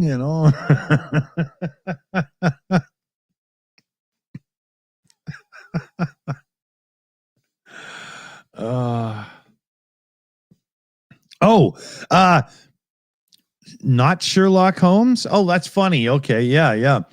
My son is a big fan of Sherlock Holmes, but right now he likes. Yeah, exactly. He likes the Johnny Depp version, and it's not Sherlock Holmes; it's Sherlock Gnomes from the movies. Johnny Depp. Yeah, it's so funny. Yeah, Depp plays Sherlock Gnomes. What the hang on a minute. Yeah, the Romeo and Juliet movie, part 2, Sherlock Gnomes, is Johnny Depp plays the character. Yeah. You never told me about that. Yeah. I don't know how they got him, but yeah. Photographs. Yeah. We got photographs, Johnny. Yeah. You play this role or not? Grunge thing's calling me Antonio Banderas with glasses. So I better.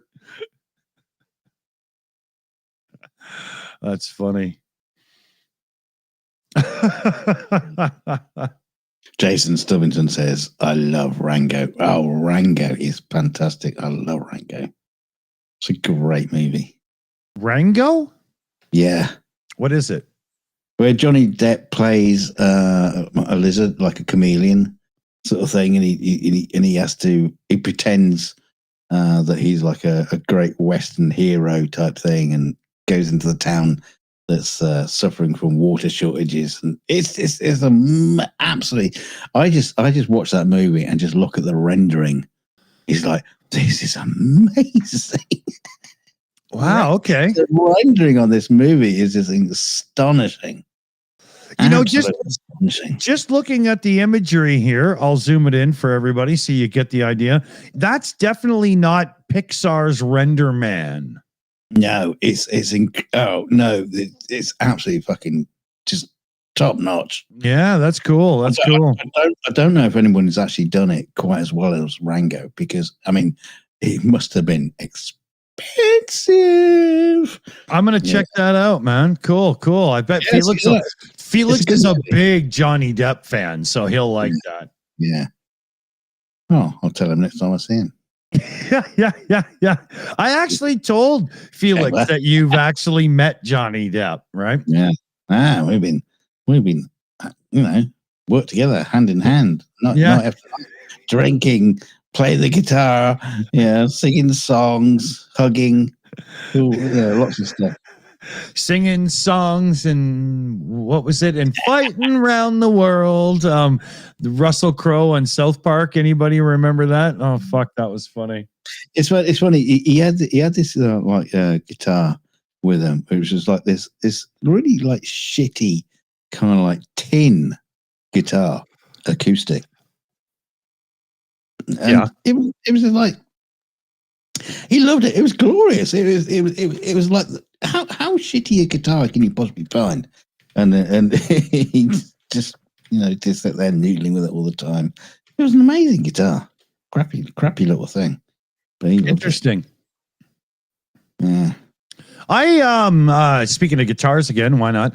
I recently saw one of those guitar review guys that fell into my feed. Reviewing a guitar that had a built-in speaker and whatnot for busking and playing on the street and yeah. And sorry, just don't do it. Well, that's all I say. He was saying it's loud enough, and he was playing with an acoustic person at the same time, but it's all mic'd up by people that know what they're doing, and I didn't get a real feel if it was loud enough. And there's quite a few amps, if you were to actually look online, that are tiny little cube amps that have battery packs that'll last and last and last and are a far better solution. Don't buy that crap. Yeah, no, I've said this all along. Don't buy guitars that are connected to apps. You can plug your iPhone in. Oh God, no. Yeah. Any one of those sort of things, because 3 or 4 years down the line, it'll be in the bin because you can't use it anymore. Just get a decent guitar and just use the exterior equipment as best you can. Yeah, can you imagine Eric Clapton getting up and saying, I've been playing guitar since before you were born, and that's why I pay a monthly subscription to Guitarly. Well, I used to until their service broke. Yeah. Yeah. Now I can't play shit anymore. Yeah. It's so bad, man. Yeah, I had all my songs all loaded in and everything, so I could just like press a button and it will all play it. But the service is gone, and now my guitar's a brick. Yeah. And I can't remember how to play. So good night. Yeah. There's so many products like this in the world right now. It blows my mind. I go to the store and they've got light bulbs that have apps and Wi-Fi connections. And I know that they're just going to turn off those servers and a perfectly good light bulb is going to be useless. So I buy the cheap bullshit Bluetooth ones because they can't fuck with me. And I can just like you see the blue right here behind the aquarium. That's one of those Bluetooth bulbs, and they can't fuck with me. The thing will work till it dies, right? Yeah, I'm a bit strange because I buy those kind of like light bulbs where you flick a switch and electricity goes through it and it lights up. Yeah, and that's it. Yeah, that's all it does. Did you ever try painting a light bulb when you were a kid? Well, you don't mean like doing a self-portrait of a like just take a clear light bulb and like an incandescent and spray paint it a color to make it. Yeah. No, I didn't do that because I wasn't an idiot. Yeah, I was that idiot. It's not a good idea. Yeah. Half of the room had to be vacuumed and all the laundry and everything because there was glass everywhere. It's just not a good idea. Yeah. So here, Grunge Thing says in the chat, because I want to address this because it's a great little story, says about my son, watch out when he starts to cuss like a pirate. Well, my son, have you ever been to sea, Billy? I'll just get ashore a few times. But my son, he just turned 18. He's heavy on the spectrum. He's like 7 years old when you interact with him, right? I used South Park as a tool in his life for vocabulary. I know that sounds really screwed up, but hear me out. So when my son was young, like 4 years old, 5 years old, and he was a late talker, and some of his stuff didn't make a lot of sense. That was the cues that there was, the spectrum. He started catching on to South Park, and he really took a liking to it because of the simple animation. And although the message is harsh at times and very much what you don't want a 7-year-old saying or something, it's very direct and easy to understand. So I let him watch it, and his mother was just horrified that I did. But I used it as a tool. She's a stripper. Yeah, I should. Yeah, and her when we divorced, and my ex-wife.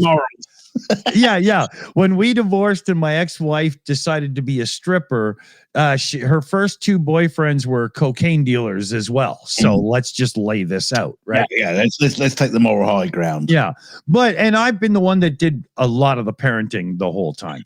But I used it as a tool. If you want to watch that, that's fine. And if you know autism does a thing called scripting where they'll say something over and over again. Well, if you want to repeat the South Park lines, sure, but you can't swear. And that was my way of teaching them. Television swears because it's entertaining and funny. Real life, we don't swear. We don't act that way. That's not how real people act. That's television. That's movies.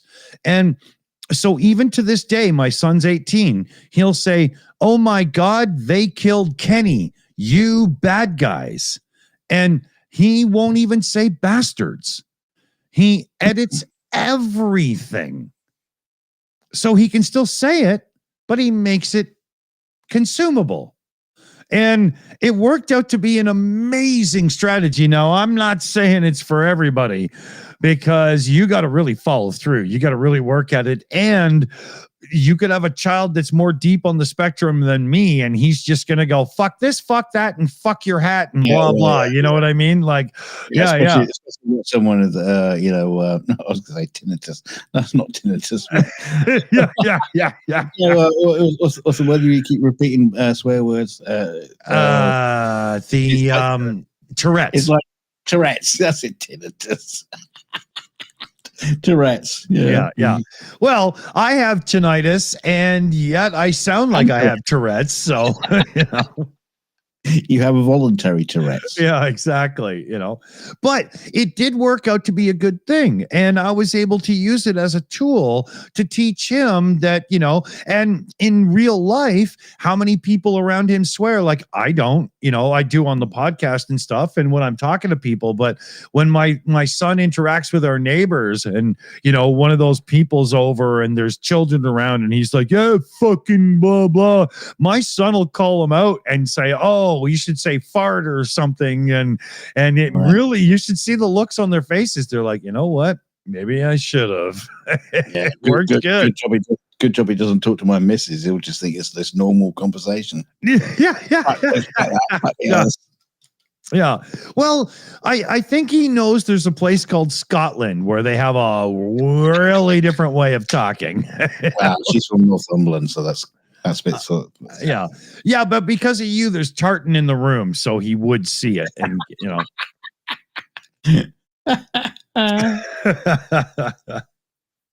but big furry spawn. Yeah, I think the moral to the story is you don't have to be an absolutist when it comes to children and child rearing and stuff. I think that there's quite a few situations where instead of just saying no, why not, because I told you so, which is bad parenting, you should always explain. But I think it's actually a situation where you can teach them how to, adapt, overcome. There's other things. My eldest son, he's autistic.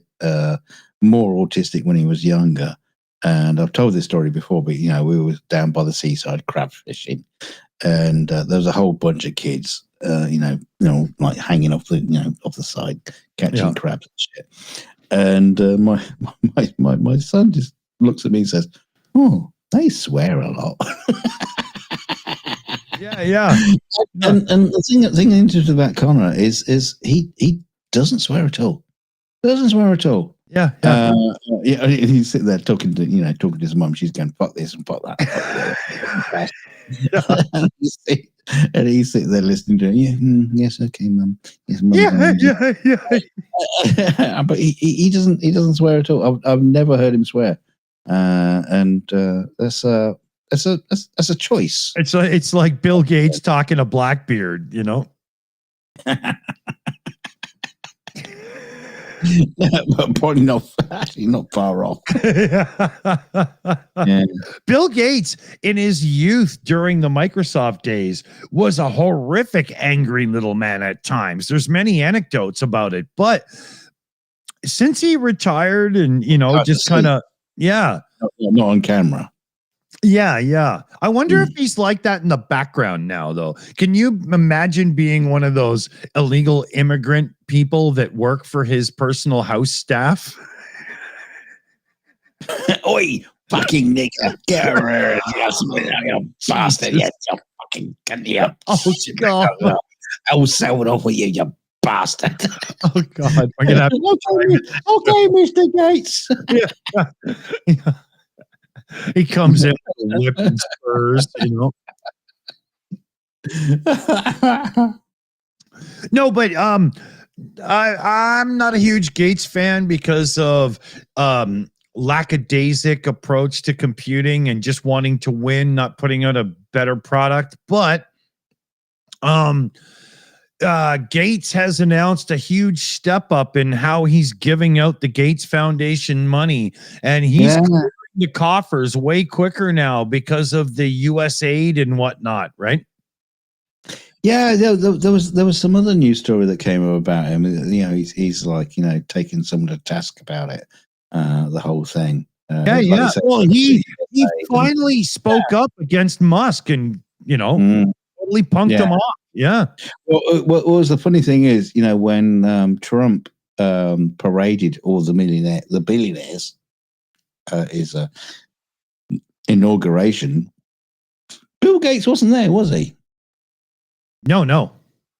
Yeah. Absent. No. Yeah. But he's not running Microsoft. Who is, what's his name? Saeed or something? Was he there? I don't know. Right? Because Gates is so far removed from Microsoft. He's got nothing to do with it. It's like George Lucas in Star Wars. It's nothing to do with it. Gates looked at the future and saw, holy fuck, we missed mobile. I'm out of here. I'm done. Oh, Jason Stubbington, great joke there. Clive Sinclair was definitely on the spectrum. I love it. He was also a little bit on the QL. Oh yeah. Yeah, I don't know where I stand with Bill Gates. I don't know whether to like him or hate him. He seems to be one of those people who's trying to do the right thing. Whether or not he is, I don't know. Bill Gates, I'll say this. A lot of people say his genius was that moment in the IBM negotiations where he was like, sure, I have an operating system for you, but I also want to license it to other people. That was a big moment in one of those movies that was done about the whole deal and blah, right? And it seems like that was his big genius moment. But he had been chasing that since day one with DOS and even back with the old MSX standard of computers and stuff. Microsoft was trying to be the de facto software solution since their fucking inception almost. He chased that like a dog. That wasn't some new thing, Yeah. And it might not even been like genius. It was just like, well, it was natural. Accidental business kind of like aptitude. Just go, I'll just do this. He saw it in day one. PJCnet in the chat says it. Basic started it. Exactly. But Basic wasn't universal. You still had to write to the metal with pokes, depending on the level and the implementation. It wasn't universal enough. And they knew that a universal platform would be a standard that everybody could write code to and just simply dominate. He even says it in the introduction of the Macintosh. He says, the Mac is a real standard and it could define where software belongs. But at the same time, he was developing Windows to be that standard. He knew it from day one that whole, write your code once and run it everywhere was the way it was going to happen. He knew it. Well, because in those days, there were like about 20 or 30 different computers out there. Easily. Basic, their own operating systems. You had to know each one independently. Yeah, and even if they had the ZX8 or the Z80 Zilog Z80 CPU or the MOS Technology 6502, you still had custom graphics chips. Exactly, right? I love that days of computers when people had unique solutions to things and all that. Oh, yeah. But every single company, Amiga's one of them, Atari and so on, who didn't understand the value in the less capable PC that could just be expanded with cards and improved and your software would still run on it and stuff. We're all in a losing proposition as soon as it started. I mean, I wouldn't have known that at the time. I was a big Atari ST guy because of the MIDI ports and a musician guy and everything, right? You know? Yeah, I did a shitload of programming on my ST. Yeah. You know, but the reality was it was a dead end before it was even invented. You know, well, almost. I mean, there was like early signs back then. You know, the ST was just getting better. Atari were moving on. You had the BBC and their Archimedes and all those machines were just getting better and better and better. It was just like dude. I remember the whole PC market is just like, you just like it was the IBM thing. Yeah, where you can just like put a computer together with off-the-shelf parts, run this operating system. That's what blew away everybody else's computers. Even though they were better, it didn't matter. Exactly. Like VHS Betamax thing again. Look at the historic example of the Amiga. The Amiga was so far ahead of its competitors, it wasn't funny. But the Amiga's dependence on the special chips that ran around the 68,000 processor in itself was an awesome idea because that's what the PC was doing with video cards, sound cards, blah, blah. But the Amiga implementation was never designed with a roadmap for the future that could grow. The PC wasn't either. But once graphics drivers and stuff and drivers for the cards came in, instead of writing directly to the metal, that was the game changer. And nobody saw it, right? So many companies got swiped up in it. It was death knell, It was a huge I was a Mac guy at the time. Right in the earlier days of computing, and I had a PowerBook 1400 back in the Mac Classic days, but I had the higher end model that didn't have the ghosting display. It had the active TTF was it? I can't remember. God, that was a shitty laptop. Oh, it was terrible. Was that the black clamshell one? It was before the iBook, but it was the iBook of its day. It had like 114 megahertz, 603 whatever processor or something. I don't even fucking remember, barely, Yeah. But those closed-end designs, Apple had it too with all the classic stuff. It didn't age well, Anyway. I'll still say that in the early days of graphical operating system environments, Windows 1 was terrible. Windows 2, Windows 3, 3.1 was okay. It finally made sense. Early Mac software before multitasking was a little bit, kludgy, but GEM, the graphical environment manager that was on the Ataris, man, that was awesome. I loved it. It was so stable, so quick, so fast. Oh, it was great. Simple. I mean, it was so simple. Yeah, it was awesome. I mean, that was the thing. Windows took the that kind of like GEM architecture sort of thing and just made it complicated. Oh yeah, It was. I mean, obviously, it was very, very cool what it was doing. But that GEM thing, on the Atari, it was awesome, fucking basic as you can be. Yeah. That's what Windows built on, and it just got better and better. Doing all the. Oh yeah.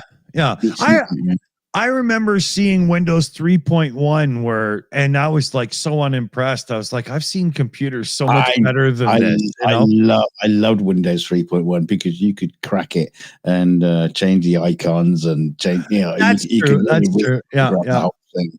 I had a lot of fun with that. Just coming up with my own Yeah. It's like desktop environments for it. But yeah.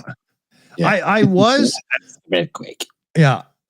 I there was too many restrictions, but you gotta say there was a paradigm shift with Windows 95. Yes. Right? Windows 95, although a little bit Walt Disney in design a bit, it was good. It totally it brought us into the modern day, even more than Mac OS at the time, really. Especially when there was also like a supplementary piece of software out there, which was Windows 95 Fix It. Yeah. Sort of thing. Yeah. Or first aid or repair. I can't remember what it's called. Yeah. That was like as soon as you got 95 on it, that was the other piece of software you needed to have. Yeah. to fix the set. In the days of Windows 95, you were still almost better off to go back to DOS for gaming and stuff. Yeah. Well, a lot of stuff was still running on DOS. Yeah. But Windows 95 was the first time that Microsoft truly gave a windowing operating system environment that wasn't kludgy. It was actually good. And there was parts of Windows 95 that were better than Mac OS at the time. That's when Apple started panicking and they ended up buying Next and bringing Steve Jobs back, right? Yeah. And then you got OS 10. Mm-hmm. Yeah. Which was a massive shift. Oh, man. OS 10, even to this day, the core stability of that hardcore Unix kernel operating system, I'm not going to get into the hardcore of this because, but it's a big reason why I still like Mac OS. There's it still fucks up, but Oh man, there's some user interface. Well, there's some user interface conventions on Mac OS that piss me off compared to Windows. If I've got a window behind a window, but there's a button I want to click. On Windows, if I click that button on the background window, it not only brings that window foreground, but clicks the button for me. Not on Mac. It goes, oh, you want that window in the foreground. Would you like to tell it to do something now? And you have to click a second time. And holy fuck, does that piss me off? Oh, your poor finger. But dude, over a course of a day, that's like 900 clicks that I didn't need to do. And I've used both Linux as well. So, but I'm experienced with many operating systems. And so your pan operational. Yeah, exactly. Yeah. But that's one of the few, and there's a few more. There's a few places where Apple's supposed superiority and user interface design actually falls short. But it didn't fall short in the early days of Mac OS. It's only now that they don't have that coherence. Like, it's the same as like Windows 11. You go into settings or preferences or whatever the fuck they call it this month, and you're in there and you're clicking things and it's kind of working, kind of not. And then all of a sudden you click something and the old control panel from like Windows XP pops up and you're like, really? They still haven't transferred the whole fucking thing over, Yeah, but you got to admit, though, you find that thing when you're swapping between different operating systems, and you all of them have a thing is like, why the fuck don't you do it like the other guys? I know. Every single one of them has like an issue where you just come along and just go. It's not an issue. You know what? It's not an issue. What it is, it's fans of that specific operating system demanding that certain characteristics stay and stand out as if it's and it's not. Just fuck off,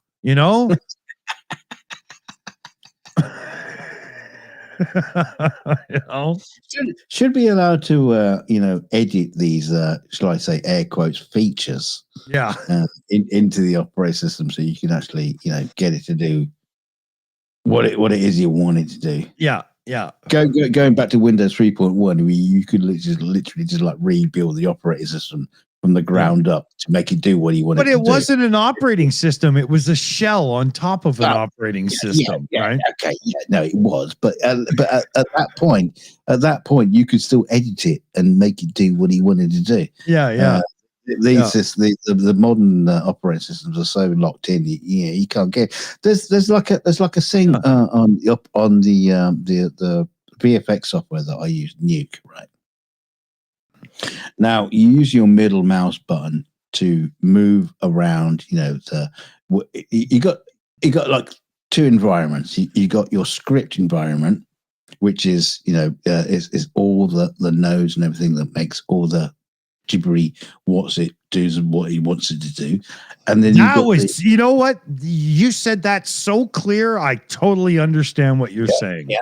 But then you got the viewer, which shows, the actual, the shot you're working on, right? And you use your middle mouse, you click on the middle mouse, you hold the button down, and you can move that environment around to get to a certain point. And then you can scroll to zoom in and zoom out. Right. Now, what Nuke does is for some fucking insane reason. So, like, I go to my viewer, and I'm looking at the shot. I've positioned the area that I want to look at. I've used the scroll wheel to zoom in to like 200%, so I can see really clearly what I want to see. Now you can see pubic hair to pubic hair, right? Yeah. All right. And then you lift your finger off the button, off the middle mouse button, and it goes, "Oh, you want to see the whole frame again?" No, it's just undone. Everything you've done to like scroll in and zoom in, it just goes. No, you want to see the whole frame. Wow, how helpful is that? So you have to hold the middle scroll wheel button while you're trying to do other things to stay. Sometimes it does it, sometimes it doesn't, and this is like why is this built into the software? And the funny thing is, does anybody understand? There's no way to switch it off. There is absolutely it's not like when you can adjust shortcut keys on a piece of software and and actions and stuff like that. You can't get at it. And I looked it up on the internet how to do it, and it's like you have to go into Python and coding and getting right into the core system to switch this functionality off. That sounds safe. And even then, when you look at the coding that's been listed, some people go, yeah, sometimes it works, sometimes it doesn't. So what the fuck? Wow. It's like, I don't need this. I don't need it to do this. It just, why? You know what I would do is I would get a second mouse and I would rip it apart and just have its middle button, and I would put it in a 3D printed case with an enclosure so I could just hold it while I use my mouse to do the other functions. I don't know. How fucked up is that? You have to invent your own hardware, like Ben Heck or whatever, to fucking, I mean, the only reason why I bring it up is because we talk about the frustrations between different operating systems and how they function. It's like, well, this is just like built into some software. Just give me the functionality to switch it off. Just put it in there. Just put it in there. The preferences. And I'll be happy with that. But no, it's not in there. It just like fucking happens every single fucking time. Wow. Considering how Android folk complain about iOS not being customizable enough, I'm surprised this company hasn't just been shamed into oblivion at this point. But considering how fucking expensive this software is. Yeah, that's true. Because it's insanely expensive. Yeah. It's like do I upgrade my software, or, do I go shopping for a used Bentley? Right. Yeah. Or I'm just gonna buy a fucking optical printer and do it all on that. Yeah, exactly. Right. Old Yeah. school. Yeah, I could upgrade my software, or I could just hire Dykstra to do it for me. Yeah. Well, no, he'll do it. Yeah. It's so goddamn expensive that you literally just take the jobs and contract it out to other people that are dumb enough to upgrade their software. Just fucking send it to India. They'll do it. Oh, well, if it's a part of India that's not under attack, oh God, yeah. That now, in saying that, I shouldn't have started with that, because India attacked Pakistan first. Now, when didn't Pakistan? Here's the first. Yeah, here's the whole thing. There's a history to this that's ugly and nasty. And if you go back in the news, it's a bit Middle Easty, isn't it? Yeah, when you go back in the news, just like 5 days or whatever, India attacked Pakistan, and now they're attacking back. But this is one of those things that goes and goes. And when Israel was first attacked, we were like on the Ukraine show, and we were like, holy fuck, you fucking assholes, go Israel, go. But instantly it turned into like oh my God, this is some nasty, ugly shit kind of war. This is not Ukraine defending itself. These are two people getting aggressively nasty, and so we stopped talking about it. And this whole thing with India and Pakistan is kind of the same thing. It's just, it's hard. I was saying to Kelly the other day, it must be really hard for Trump to actually pick a side, because he's got to pick a side between two brown people, and he doesn't like either of them. So yeah, exactly. Yeah, he's got to choose between two sets of people he wouldn't allow in his own apartment, right? Now, talking about Israel, I saw this thing the other day. It was a clip from a documentary by Louis Theroux. Do you know Louis Theroux? Yeah. He's doing one about the Theroux, but yeah. He's doing one about Israel and Pakistan, Israel and Gaza. That'll be interesting if we're doing about Israel and Pakistan. Well, maybe they're teaming up at this point, right? I'm just kidding. He's got this documentary coming out about Israel and Gaza, and there's this clips come out of him talking to this Israeli woman and how she is pushing for occupation in Gaza, Israeli occupation, and she just comes off as a really nasty piece of work shit. I can only imagine all of these people from the Middle East that aren't Israeli, who had Israel created for them at the end of World War II and such. I'm not going into that, but how they historically felt back then, and what they've taught their children, and how this is proliferated down through. This is such core, unbelievable, nasty stuff that I think the only way to solve this is to first just somehow get the hate out of the equation. Well, there was a lot of that. I mean, the point I was bringing up is so bad. Louis Theroux, I think he normally does his documentaries for the BBC. Now, I can't see him putting this show out on the BBC. It's just not going to happen, because I wouldn't say it's like anti-Semitic, but it's definitely very anti-Israel and pro-Palestine, right? Which BBC is supposed to be impartial. That is just not going to happen. But you know what? If I may tread on waters that you shouldn't really tread on, quite a few media centers seem to be finding it a little bit harder and harder to be very pro-Israel with everything that's going on. Israel isn't just defended itself from that one attack. This is some serious fucking shit. Yeah, I mean they got blockades going on, trying to starve the Palestinians out. Yeah, man. There's some it's just absolutely just fucking horrendous. But but getting to that, back to that point about the Louis Theroux thing is, I'm not saying it's going to make people anti-Semitic, but it's not going to come out well for Israel. It's not going to be a good look for Israel at all.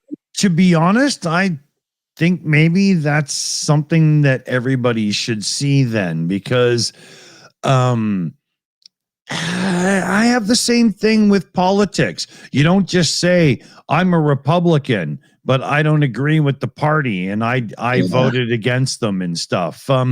You know, we've got you got to see the dirty laundry too. Yeah. You have to see all the sides before you can't just show the positive stuff. I'm somebody who would instantly step up and say, whoa, I don't like no anti-Semitic views. Like, I don't want to hear that kind of shit and whatnot. But right now, if I heard somebody say, oh, Israel is too aggressive in this war and we shouldn't be hurting civilians, it should be politically based, ideological based and stuff, I'd be like, okay, I'm still listening. Like it's ugly, man. I don't like it. I don't like it. And that, I don't like it from either side. Let me make that clear. No, absolutely. But like PJ says in the chat, he says the problem is if you criticize the Israeli government, you are called anti-Semitic, right? And it's not got nothing to do with it. That is bullshit. Yeah, and that's the problem. That's the problem we've been seeing in American universities, where kids are being round up because they've written a paper. They've written a paper about the Palestinian and Israeli problem. So you've written a paper around it. That means you're pro hummus. Yeah, not hummus, Hamas. Yeah, exactly. Yeah. Not Greek snacks, but yeah. I hate kebabs. And sweeping up plates after supper. Why do I have to keep doing that? That's the fucking world we've got into now. Yeah, again, there's too much hate, and it's being bred into our children, and we've got to stop this. Do you remember when we were supposed to wish better for our children? Teaching our children to hate our neighbors is not going to give them a better life. We have to do better as parents, people. If every single parent out there taught their children to be inclusive, but you know what I mean, and just stop hating for the sake of hate and start disliking things that truly deserve it. Holy shit, man, we could really improve as a species inside of like 2 generations. Well, the interesting thing is that the Trump administration has been trying to shut down PBS and get rid of Sesame Street, and you're talking about hate. Instead of like getting rid of PBS, can you imagine if the Trump administration take charge and it now becomes a government channel, Sesame Street from Trump's words, the Grouch. From his trash can, he'll be like spitting out hate for all the fucking immigrants and all. Hey, Oscar, why is your fur black?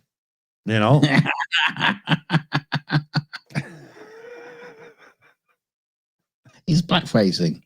Yeah, but seriously, man, this isn't very hard.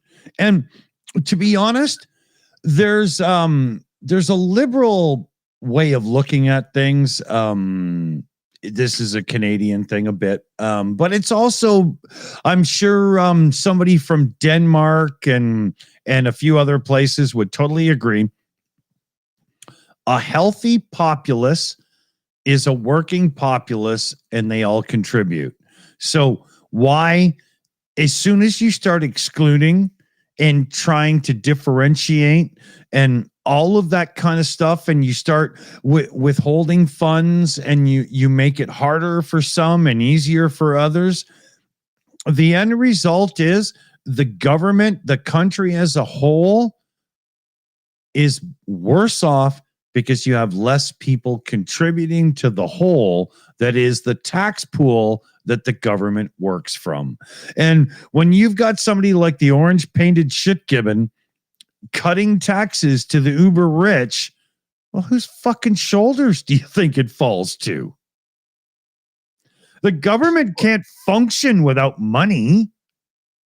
Have you not noticed though, before the inauguration, before the election, the world had a little bit less hate in it? Oh, when you're talking about just like hate in general, yeah, don't you feel like the world has just got like a little bit more hateful in the last few months? I mean, it's only May. Just say 6 months, or just the build up to the election. I'd say the world had a lot less hate, I think you're letting everybody off too easy. I think you can trace this hatred and this whole they are evil approach to politics and win at all costs and lie and cheat and steal behavior starts with, I'm sorry, everybody, but the American Tea Party. That's where this starts. The Project 2025 crew, the hardcore MAGAites, are just the Tea Party 2.0. This has been coming for years. How far back do the Tea Party go? I'm not talking about the one where they're chucking the no, but that's why they use the name. I think they start in the late 90s, early 2000s. Is that correct? Anybody in the live chat want to help me out here? I'm a Canadian swimming in foreign waters here. I wasn't taking any notes of American politics back in those days. Yeah. But Commander McMillan has totally backed this theory up 1,000%. He's actually probably the one that gave me a lot of the information to, be able to do my whole rooster approach to saying it, right? Well, he was there on the actual day when they were throwing the tea into the yeah, it's probably a ship,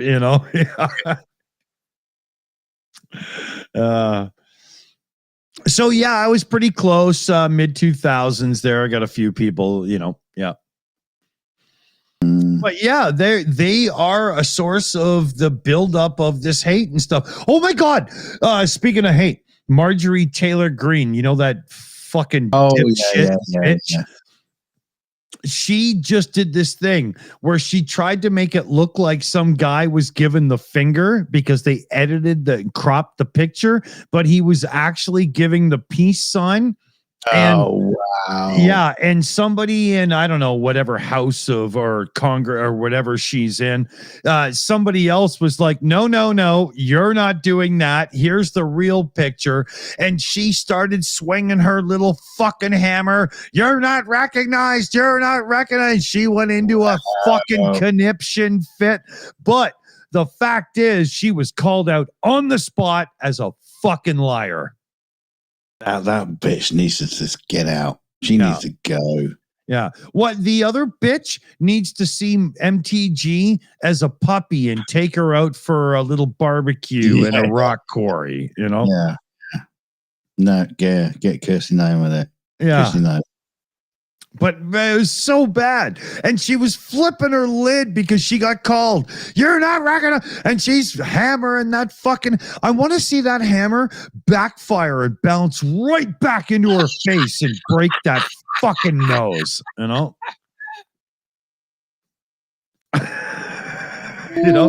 Somebody spring load that little thing that she hits with that fucking hammer,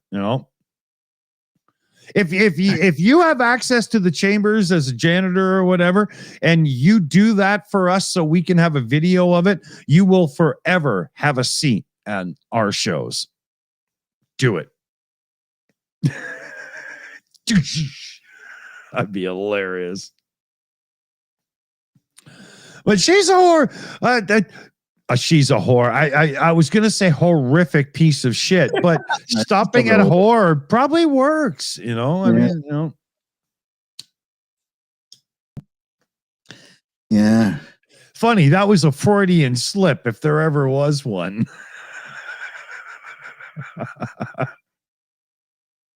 I love to see Raskin, you know, sitting in chambers and he's going, "You're a whore." I was going to say horrendous bitch, but no, I'll just stick with whore. You're a whore. Yeah, you're a hoarder of strawberries. I never get to the fridge in time.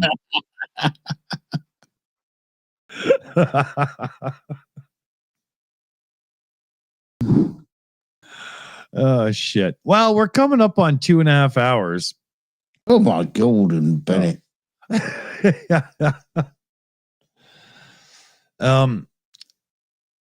I am gonna have to take if anybody was there earlier during the recording, my little cigarette vapey thing, I'm gonna have to take that apart and clean it because I can still slightly taste it in my throat.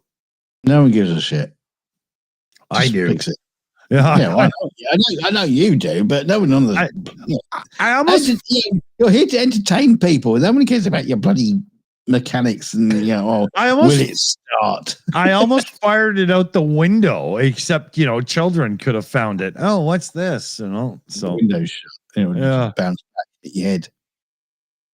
No, it's open a little bit, but I would have had to open it more. Yeah, my little area that I'm in, it's right now because it's not too hot yet. It's perfect with the window open, but soon I have to put on the little heater or the air conditioner, not the heater. Yeah, that would be stupid. Yeah. It's 40 C outside. Quick, turn on a heater. Oh, hey, put more coals on.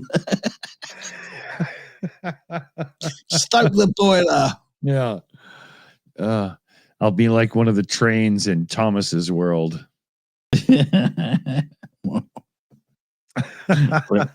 Bricked up. Yeah. Yeah. So consumer advice. You got any consumer advice for anybody tonight? I do. Don't be a ballast. No. Keep your money in your fucking wallet because everything's going to the moon price wise right now. And unless you need it, don't buy it. Oh, that's actual consumer advice. Well, unless you're in the UK, you can buy as much as you want from Temu as you want. Hooray! Yeah, so if you really need to buy cheap plasticky garbage and threadbare shit, I do actually have an order in with Temu with cheap plasticky shit, and really, I can't wait to get it. Yeah. Wow, I've never ordered from Temu, so there's proof. I'm cool. He's not. No, it just saves me going down to the local Waitrose and spending 10 times the amount for the same shit. Oh, Temu, it looks like the same crap I buy at a dollar store, Yeah, but for like 1 cent. Yeah, but at least when I shop at the dollar store, I'm helping some local person have a job. If I shop on Temu, there's no such thing as a dollar store anymore. There is here. Everything's $5, but Yeah, they got a sign outside that just the clock is just like ticking up every single day. Yeah, the dollar store. Well, 12 years ago, not so much anymore. 2 Bitcoins. Yeah, exactly. Yeah. You know what? I'll give a bounty right now of all my shopping dollars. If somebody comes out with a store and it's illegal to say the word bro in the store. So if I go into the store and somebody says, "Hey bro, how's it going?" They get escorted to the door and kicked out. You know what? Oh my God. You know what? that just like pissed me off. I must have got an old person at some point, because you got the guy at the till and he's like checking your stuff out and he goes, "You're right, mate." What do you mean, mate? It's sir. It's Mister. It's everything, but I'm not your fucking mate. Yeah. I'm not your mate, pal. I'm not your friend, buddy. I'm not your buddy guy. Well, are we off to go, fuck behind the bins or something? Exactly. We are blowy. This is mate shit. You bastard. So give me some fucking respect. Yeah, exactly. Yeah. Yeah, maybe I'm just old. Yeah. I could have been your father, but I dumped that one in a coffee cup, you putz. And your mother drank it. I should say thanks to our team because they do so much for us in the background, but they're probably not too proud to be a part of the team after that conversation. I don't blame them. I'm surprised they're still here. Yeah. Sheena already made sure that the kids were in bed because she wasn't sure if she had us on headphones or speakers. So,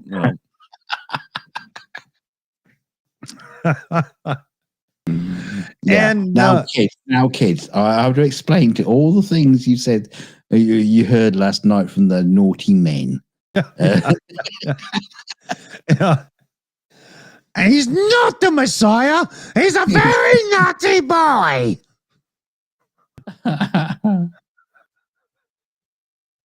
So let's see, if you're late and you're joining us now, we were trying to say goodbye, but my beer's not empty. We could take a couple of minutes to welcome you to the show. Yeah. It is not empty. We can start a countdown now, like 30 seconds. Ding, ding, ding, ding, ding, ding. Let me ask you a question. Do you have 20-some-year-old children who are out in public pissing people off with their woe is me attitude right now? And do you ever think to yourself, Jesus Christ, I brought these crybaby bitches into the world? I do. Oh, you're not asking me a question then? Actually, I was. And I said I do, but I didn't really mean it. Well, are we getting married again? I do. Hey, PJ says, what? No Star Trek or Star Wars conversation night? Oh, Andor. Oh my God. The next 3 episodes of Andor is just like fucking amazing. It's brilliant. You got to watch it. And I can't wait for the next 3 because that's going to be the end of the best Star Wars. Yeah, but how many episodes does this second season have? I think it's 12. So are you sure? Monday or Tuesday, whatever it is, the next 3 drops, and that's probably the finest Star Wars ever gonna be. I am one of those lucky few who have not watched Andor yet, and one day coming up, I will not have any responsibilities at all, and I will go to the liquor store and I will sit down and fucking watch it. I can't wait. Yeah, it's like I asked you yesterday. Said, "Hey, can you get sorted?" And I just ended up binging the whole 3 episodes that you uploaded, and it was just like fantastic. When I put the last couple episodes of Andor in the Plex server, I don't know who's watching, but within an hour there was 4 people watching Andor. It's me, all 4 of them. yeah, exactly. On multiple screens. Yeah. But yeah, it's cool. Yeah. I'm gonna miss it when it's gone. It's just so good. Gone. Been gone so long. Hey, what is that?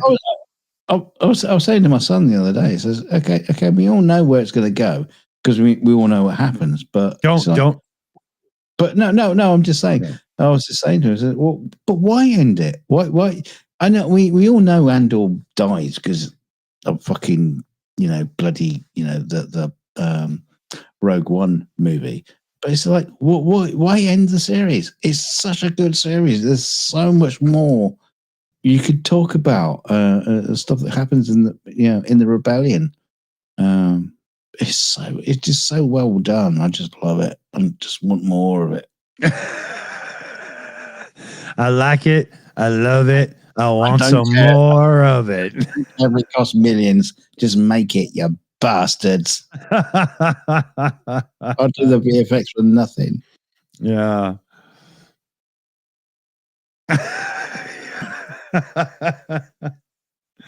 That'd be funny. Dunk in the background, just doing it all like Richard Hatch trying to bring back Battlestar Galactica again. Yeah. That one went well, didn't it? Although the worst thing working on these things is you just get the fucking spoilers. It's like, oh no! Yeah.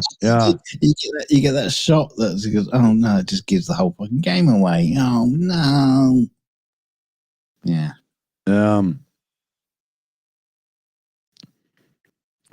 There's a question here from Cordy Guile. Hey, what happened to the original Shills show with the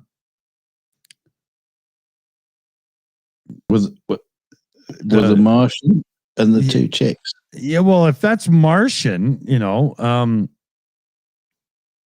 okay. Oh God, you haven't been around for a long time.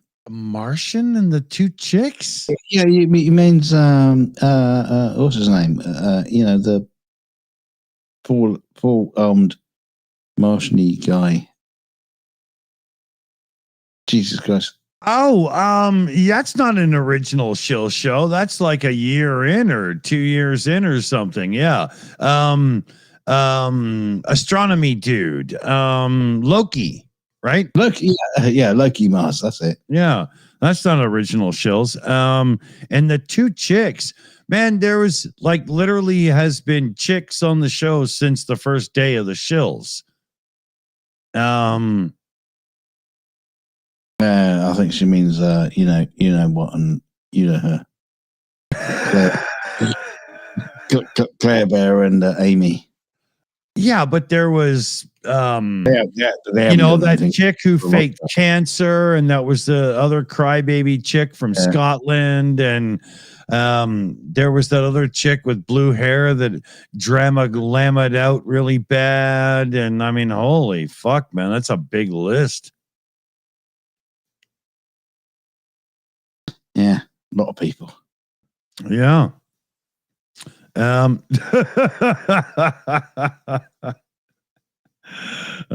funny. But we try to stay in contact and be friends with everybody, but it doesn't always happen. Life is life. You could say, oh, somebody was blah blah jerk off, and they could say, oh, but you're such fucking asshole, and you probably both got a pretty good point, right? What are you gonna do?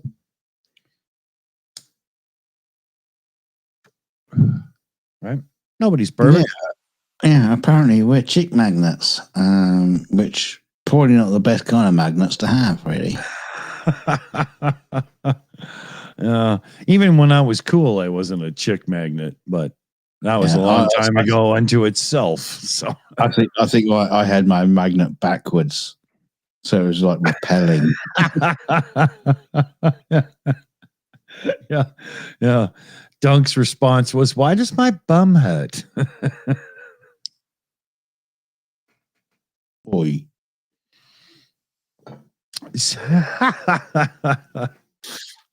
You're implying anal sex, I imagine. Yeah, see, NA in the chat says, big list. NA's been around this channel since it fucking existed. And he damn well knows. Yeah.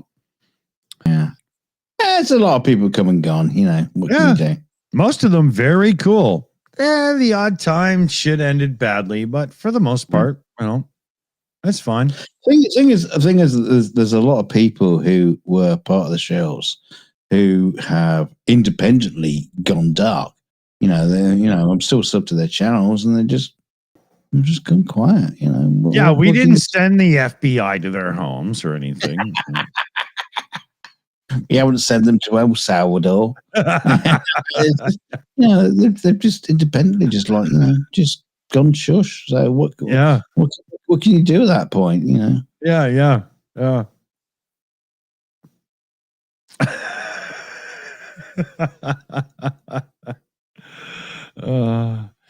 Yeah, you know, I was just thinking about it. Like, I was talking about NA&A being like original around this place.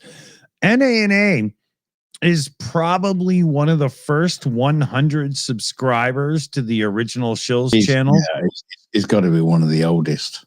Yeah, he's been around longer than you. What? 60 years? yeah. No, but I met you before the Shills with my little mockumentary music channel thing that I did. But I wouldn't doubt that NA&A was a subscriber and watching our first ever release that was actually on my channel. Yeah, I probably did. And it goes, what the fuck is this? yeah. I never seen people that could get more drunk than I do. Why am I still here?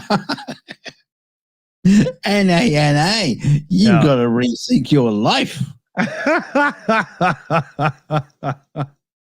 He must be doing something wrong.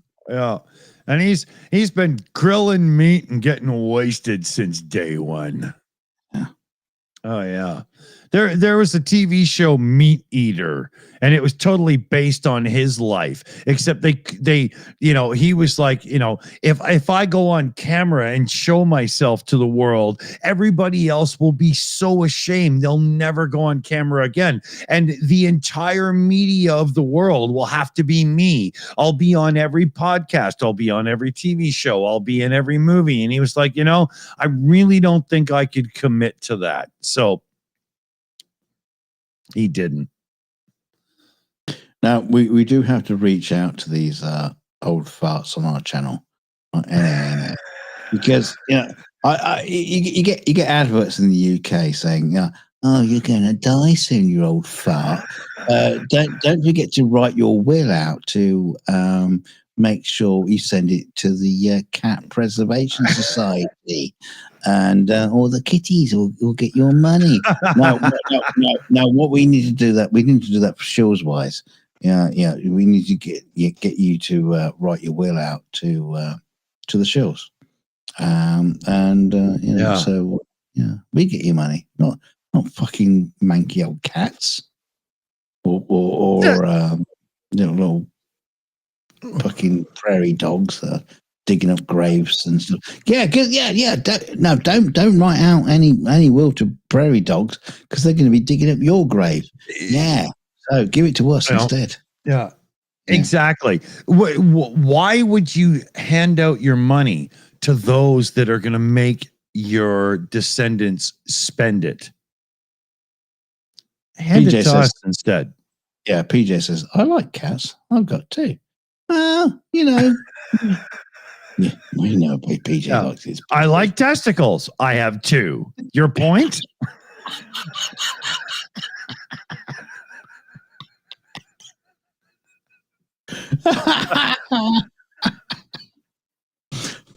Yeah, difficult one to argue that, isn't it? It's just one of those moments in life where you have to point these things out. Yeah. Well, I mean, I got three, but two of them bigger than the other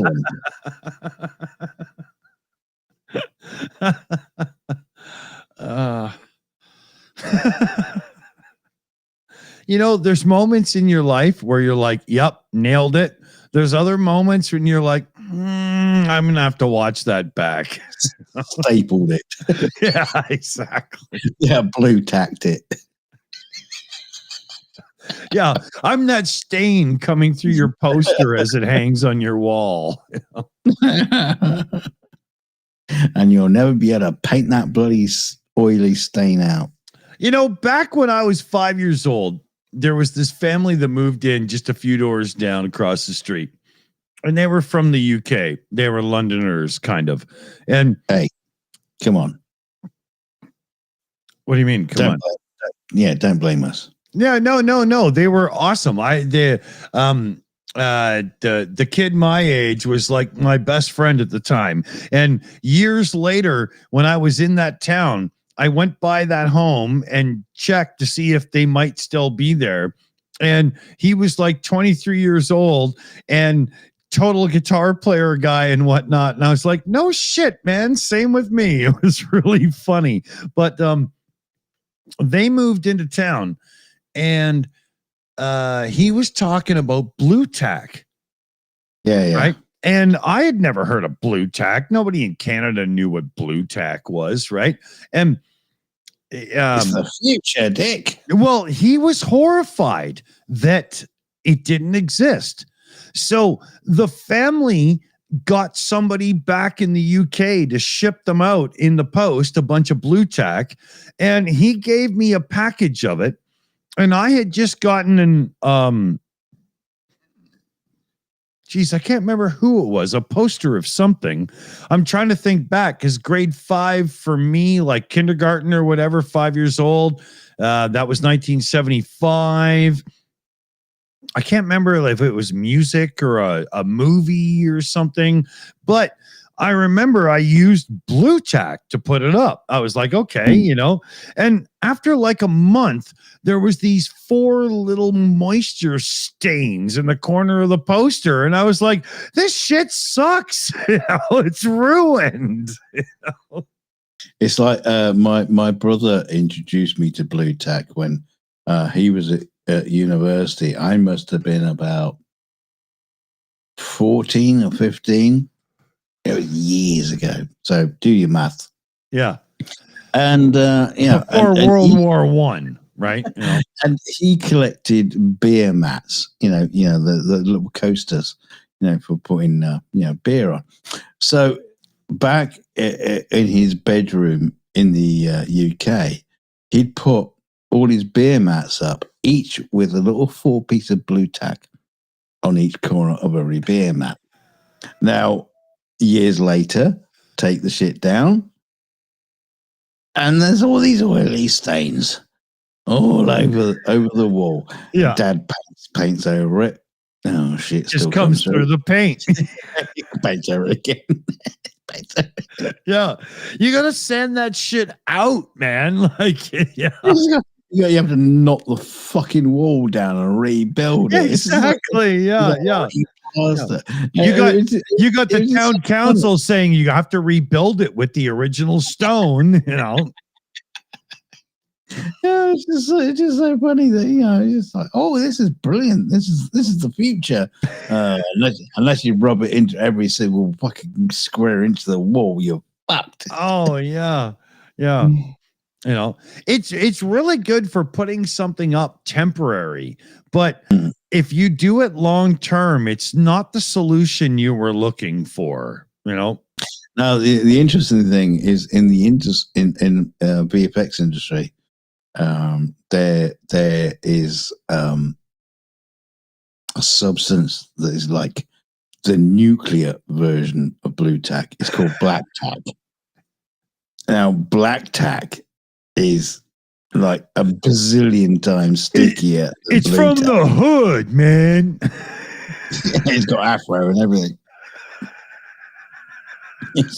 It's full on blackface blue tack. It's Ted Danson out for a night with Whoopi Goldberg. No, but the stuff is absolutely fucking amazing. You could stick like pieces of scaffold together with it. but oh god, you could put an Austin Princess together with that stuff. Well, they probably did. Yeah. Oh, I can imagine the marks that would leave on a wall. You just, thing is the film industry, the usual thing, we don't care. We just march into some place, put shit up, shoot the thing, and fuck off. There's people's houses. They go, why is this like horrible stain on our wall? And why can't I get rid of it? Because some grip put something up there with black tack up onto your wall for the rest of your life. Here, NANA. Look at that lovely piece. Oh yeah, this is blackjack my ass.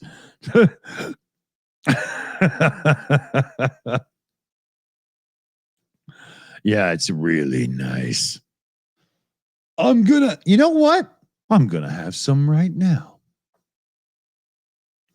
Lord Thunder and Jesus, boy. They're having a cracker with some cream cheese. Just like nutmeg. You just like grate a little bit.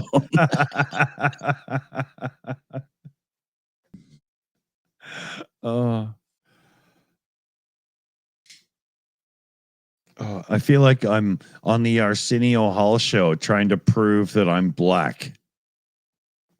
Did you ever see the episode of Arsenio Hall when he had the cop from Die Hard, Reginald Vell Johnson, who went on to be the dad from Family Matters? Of course I didn't. I don't even know what series you're talking about in the first place. Arsenio Hall show, where everybody barked like a dog when they put their arm in the air. Remember that? But Arsenio Hall berated him because his name was Vell Johnson and he's a black man. He's like, that's not a black name. And Johnson? Vell Johnson. Oh. And Arsenio was giving him shit. Like, he was trying to be fun about it, but to a lot of people, it didn't sell very well. It was one of the few moments where the juggernaut that was the Arsenio Hall show for a few years failed on deaf ears. You guys didn't get that over there at all? The Arsenio Hall show? Really? Never heard of it.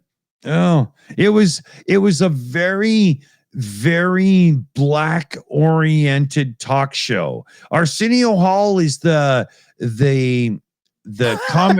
comic relief guy from Coming to America with Eddie Murphy.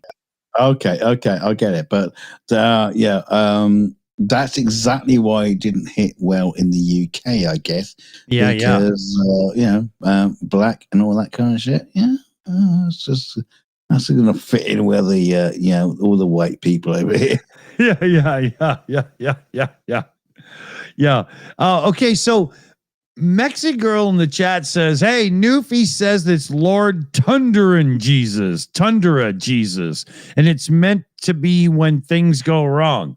Very much, but my father turned it to Lord Thunder and Jesus because it was such blasphemy that it pissed my mother off to no end. And that's why I say it to this day. But I've changed it to Lord Tumber and Jeebas just because I'm trying not to piss people off and still, having a little home-baked joke in there. So we're just making up verbs now. Yeah, kind of. But the Newfie thing is a little bit akin to the Quebecer thing, where their swear words are very against the church. It's a strange thing that Canadians do. I don't know. I'm a West Coast stoner, so Yeah, well, you're a strange place. I mean, I'm one step away from being born of a beatnik family, right? No.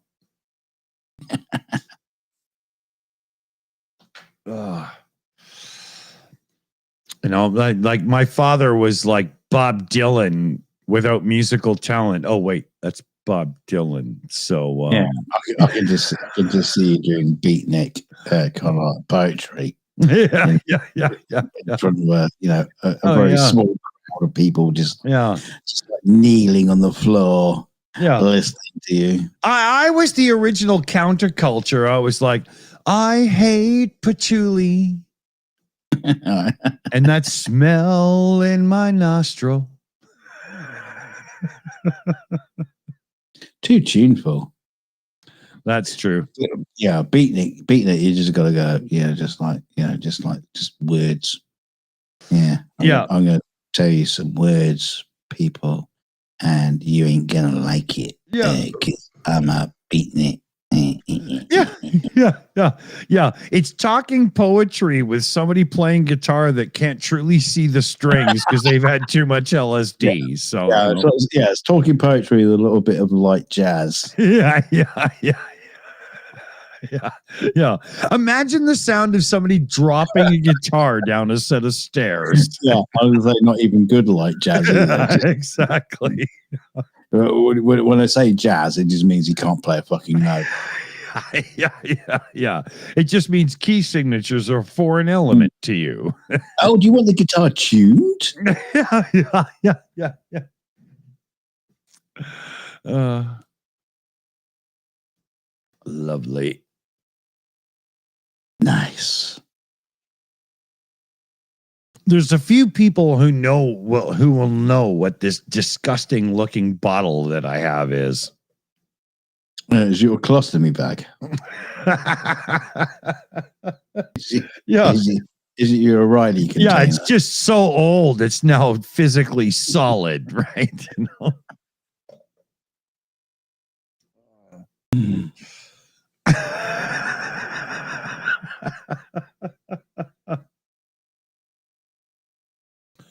The old bottle toke, or the BT as we used to call it. Wow. Yeah, I was in the pot store like 6 months ago. I hadn't, thought of like hash in a long time, right? And I was in, because it's legal in Canada now, right? We have shops all over the place for this stuff. And I heard this guy beside me say, yeah, I'll take that chunk of Afghan black hash. And I was like, holy fuck, I hadn't thought of that in years, right? And when I was a kid, we used to do what's called bottle tokes. Look it up. Actually, don't, because you'll probably find something horrible. But you just put a little chunk of the hash on the end of a cigarette, stick it in a bottle that has a hole in the bottom. You see right there, right? And it builds up in the bottle, and then you just go, and you're done. It's a really fun thing to do. It tests your lung capacity. It's not for the faint of heart, but I hadn't thought of it in years, right? So, I said to the guy, I was buying a bag of weed or whatever, and I said, hey, I'll take that same chunk of hash that guy got. And I got home and I set myself up and got the little bottle ready, and I was going to brew myself one of these things. And I brewed it up and I inhaled it, and it's concentrate, right? Like you're putting a lot in that little thing. That's why it looks so yellow. And I inhaled it. And after 3 or 4 minutes, once I picked my lung up off the floor and put it back in, it was really, really good idea. I did it so big and so like I was like that child who's like, I'll have 7 pieces of cake, but son, there's only 6, and I way overdid it. Yeah. Yeah, I remember seeing this in, we're talking about session musicians earlier. I was hanging around with some people. This guy, he had his own studio. He was just a fucking session musician, but he managed to have this lovely cottage in his own fucking studio. Right. And they basically had that, but what they had was like a 2-liter bottle. Yeah. Of, a Coke bottle, 2-liter bottle, plastic bottle. With water in a bucket? No, just with a split on the bottle. So what they did, is they put the mouth over the bottle, then squeeze the split of the bottle, they pushed them 2 together. Like 2 liters of this vapor just goes straight. What were they called? Vaginal hoots? Like, this is weird, you know? I don't know what it was called. I don't know what it was called. I was just there, man. Wait. I was in Vietnam. You know, you weren't there, man. You don't know. Yeah, we Jason in the chat knows where I'm going with this one. We used to do this thing when we were kids. You would cut the very bottom off of a 2-liter bottle. So it was an entire 2-liter bottle, plastic bottle of pop, just missing that little bumpy bottom thing, right? And you would put it in a bucket of water that was like, you know, one of those white paint buckets or whatever, because it was tall enough. And you would put some tin foil or like a screen on the top and put some grass in or whatever. And you'd light it with a lighter and pull the 2-liter bottle out of the water. Now, because of the water creating a bottom, it would create suction where your lighter is with the stuff, and it would burn it, and it would fill this bottle as you slowly lifted it with the smoke. And then you would take the little screen or your tinfoil off and lean over it and push it back down into the water, and all the smoke would come back at you. And it's like smoking an entire joint in one hit. It was ridiculous, but that's teenage life back in the day. We found cool ways to make sure that we could screw up and break furniture in our parents' homes when they weren't around and we were partying in them, right? Well, let's face it, like teenagers, you know, like sniffing glue. So, you know, well, God's sake. Well, okay. We had a kid in our neighborhood when we were in grade 8, and his nickname was Gluey because he actually had the fucking ring around his face all the time from the glue bag. I'm not kidding. Yeah. Wait a minute here. There was somebody in the live chat asked something here. Oh, yeah. Jason Stubbington says hot knives because we were talking about burning hash, right? So if you don't know hot knives, you take Jesus a torch. Welcome to Dick Dawson. Yeah. But here, I got a really good story for them. So if you don't know hot knives, you take 2 butter knives from your kitchen and you heat them up with a little torch that you would use, right? You know, like the little butane bottle with the little attachment on it.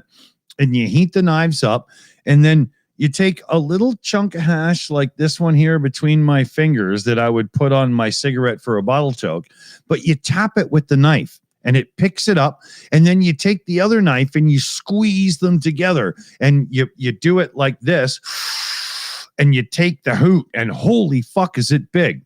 Well, the first funniest thing is when you were like, you know, 12, 13, 14 years old doing hot knives, there was always one stupid motherfucker who would squeeze too hard and get the hot knife on his lips and his face. And for like a month, he would have to go to school with this burnt butter knife look on his fucking face, right? But there was a second time, there was my buddy Glenn, and we were over at Adam's place. And we were in the backyard. We were doing hot knives. Everybody's, you know, doing their thing, you know. And we heard an adult voice. So everybody splits and bails. A few of us go inside. A couple of us hide behind the bushes. But Glenn doesn't notice because he's the one cooking the knives, getting ready to serve the next hoot. His parents come around the corner. And he's sitting there. It's 32 degrees, August, Southern Ontario, hot temperature. He's got the hot knives in his hand, the torch burning, and we were, I don't know, grade 8 at the time or whatever, you know. And his parents are like, "What are you doing?" And he just looks up, keeping warm. It's all he had, right? That's all he had. So he gets in shit. They drag him off, but the family were about to go to like one of those Canada's Wonderland places or whatever because one of his other siblings did something good in school and they didn't want to ruin the family trip. So he got to go anyway. And then when he came back, there didn't seem to be any talk of punishment. And later that night, he gives me a call and he comes out so we could have a smoke and talk. And he's like, holy fuck, I think I'm going to get away with it. But it was really funny. And his parents were the most conservative, religious. He was an accountant and she was, I don't know, some sort of I've never had sex in my life, none kind of character. Like it was unbelievable. He got away with it.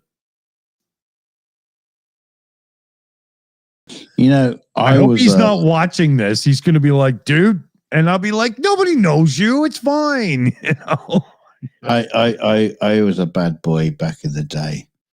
You know, I used to pinch money from my mum's purse so I could go and buy a Star Wars bubble gum cards thing, you know, to build my collection. Yeah, I was naughty too.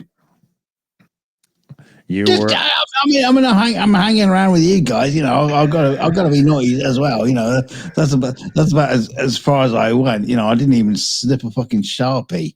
You couldn't afford Sharpies back in the day. I smoked my first joint in grade 6. Given to you by the teacher. Yeah. I remember the two older kids that got me high. They were like, holy fuck, we can't let him go home like this. And they just, you know, entertained me for a while until it was okay to go home. It was so funny. I have no fucking clue why you and me gravitate towards each other, because we are so fucking completely different in so many ways. But we both have a strong nerd streak. As strangely as my life unfolded for a while, I was the only cool nerd in my day. You know, I had a home computer in 1979 and stuff. You know, there's a weird thing in my life that way, you know. Yeah, but I don't have a criminal record. Actually, I don't. You know. Well, you managed to avoid those by changing your name. Yeah, no. Yeah. Oh, 3 or 4 times. No. You know.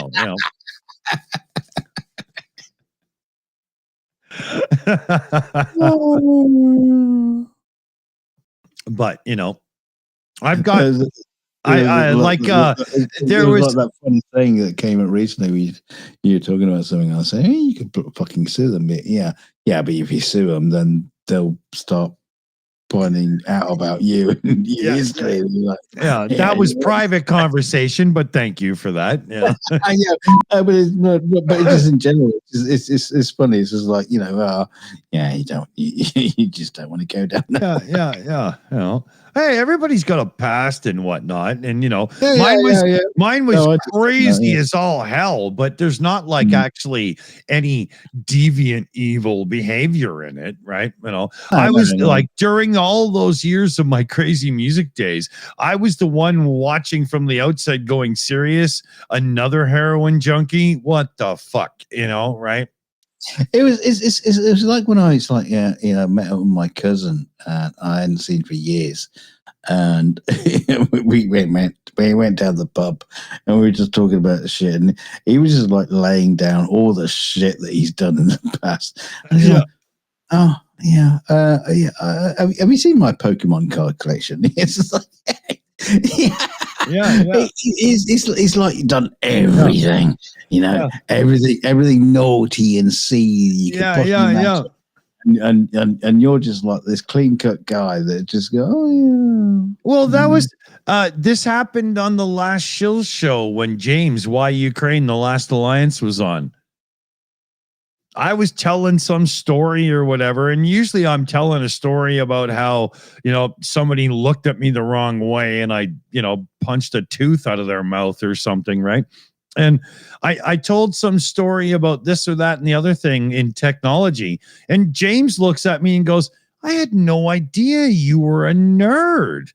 I was like, you have no fucking clue, man. Are you kidding? I'm one of the original nerds. I just don't look it. Yeah. I mean, fuck. My first computer was 1979. Yeah, before me. Yeah. I mean, I was lucky. I know mine was 81 because this is it's 81. It said so on the box. Yeah, exactly. Yeah. So it's so easy to fathom out. Yeah. By 1981, we had already gone through 2 different computer manufacturers and gone back to the first one because my father was given a Commodore PET. Right. And then within months or about, 8 months, it was gone. And we had a TRS-80 Model 1. Well, it wasn't called the Model 1 at the time. It was just the TRS-80. Right. And that was in our home for about a year. And then a revamped PET was in our house. But then that was gone. And then I got a VIC-20. Right. You might wonder what the fuck's going on in your world, but it was all due to my father's business connections and companies they might make deals with and stuff. And he was a retail guy and whatnot. And he was a full-on mafia tech guy. Yeah. Yeah. It was funny. He had no idea what a computer was. It was just like a typewriter that puts words on screen. No, Dad, that's not what it does. Can I sell it? Yeah, exactly. Right. That's why they kept showing up. He wanted to see what, I was a product tester, really. Yeah. That's funny. Yeah. I flipped out over the Commodore VIC-20. You don't realize you could have been that person who made or break companies back in that day just because of what you said to your dad when he brought something home. You go, you're not so far off because I wasn't very old when my father was head of import purchasing for a huge retailer in North America at the time.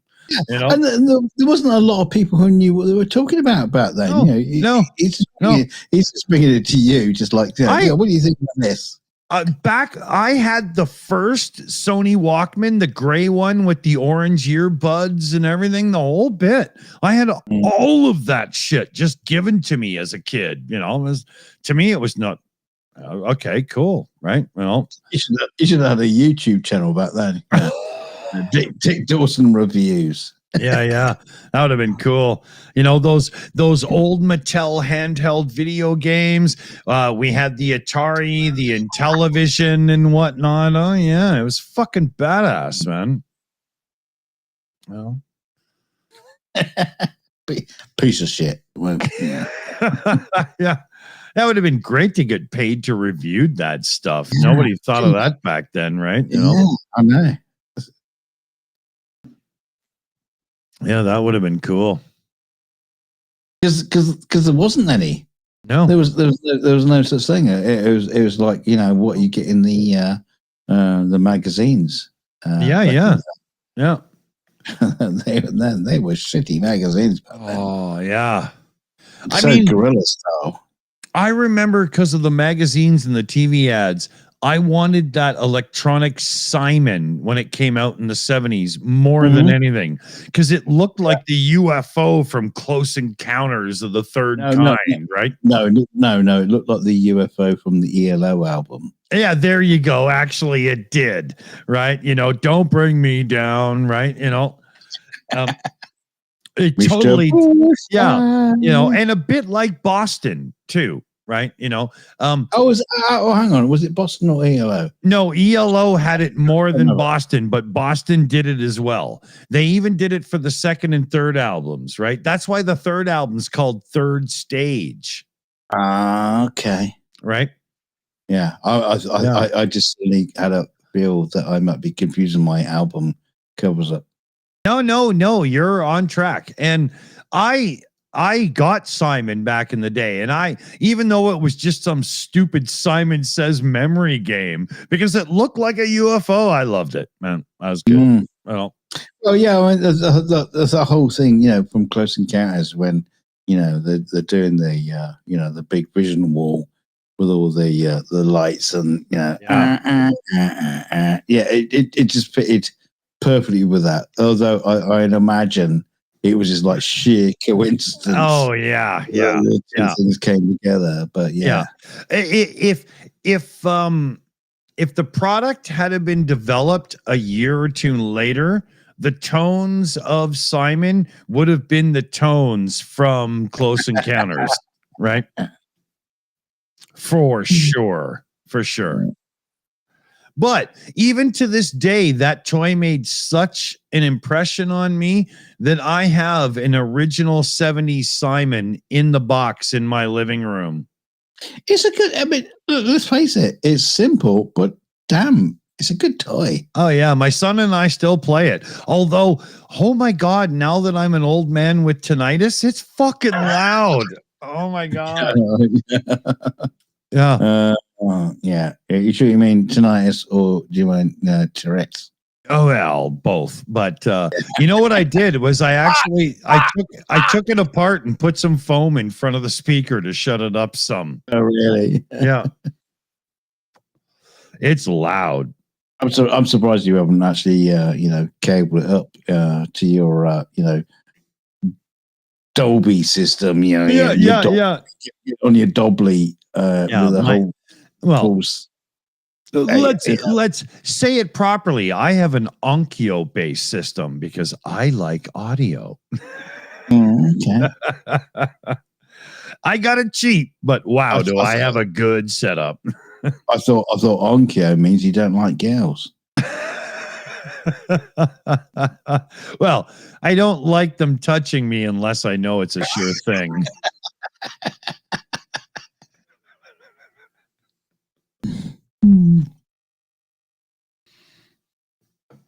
Yeah, it sounds like a Japanese thing. You got a girl coming to you going, Onkyo.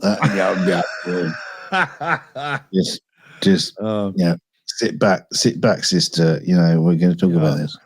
I have a NVIDIA Shield Pro Android TV box, which is essentially a Nintendo Switch running as an Android TV box. So it's a really powerful piece of kit. And it tries to take over the audio encoding to my receivers as if I only have a sound bar. And it was very angry when I told it to get the fuck out of the way so that my digital audio home theater equipment could handle the decoding and process. And every time I update the software, it switches back to let me do it for you. Get the fuck out of my way. And I have to fight the damn thing. Well, it's like a Terminator thing, kind of. Yeah. And the thing is it's the NVIDIA Shield. It's a really good high quality box, but their version of Dolby Digital and whatnot encoding seems to be a bit compressed, whereas my Onkyo home theater receiver doing the encoding gives me the full breath of air from quiet to loud. Now, you might be one of those people out there saying to yourself, but modern movies, I can never hear the dialogue. It gets too loud and it gets too quiet. You know why that is? because it's encoded for people like me that have real gear, because I always hear the dialogue. It never fades out for me. That's truly what's going on. And I know that's a shitty thing because you're all like, well, fuck, but it's true. That's what's going on. It sucks, but it's true. No, I don't understand. I don't understand why you're still talking about Dolby, because Dolby was like, to deal with the hiss and shit.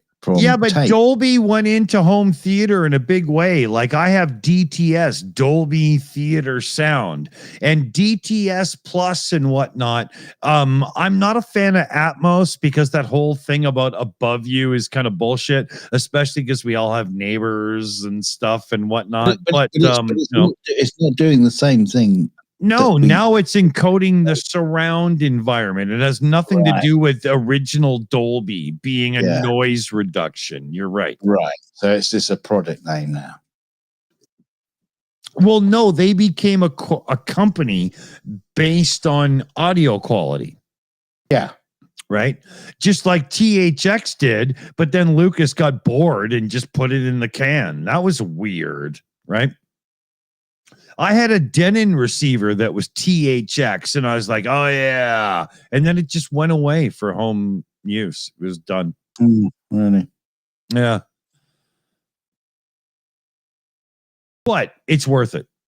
And just like Linus Tech Tips did in a video recently, you don't have to spend big money to do what I've done and have a big receiver and all the speakers and everything. I bought mine all used for like fuck all compared to what it cost brand new. And my system is so much better than your sound bar. Just try it out.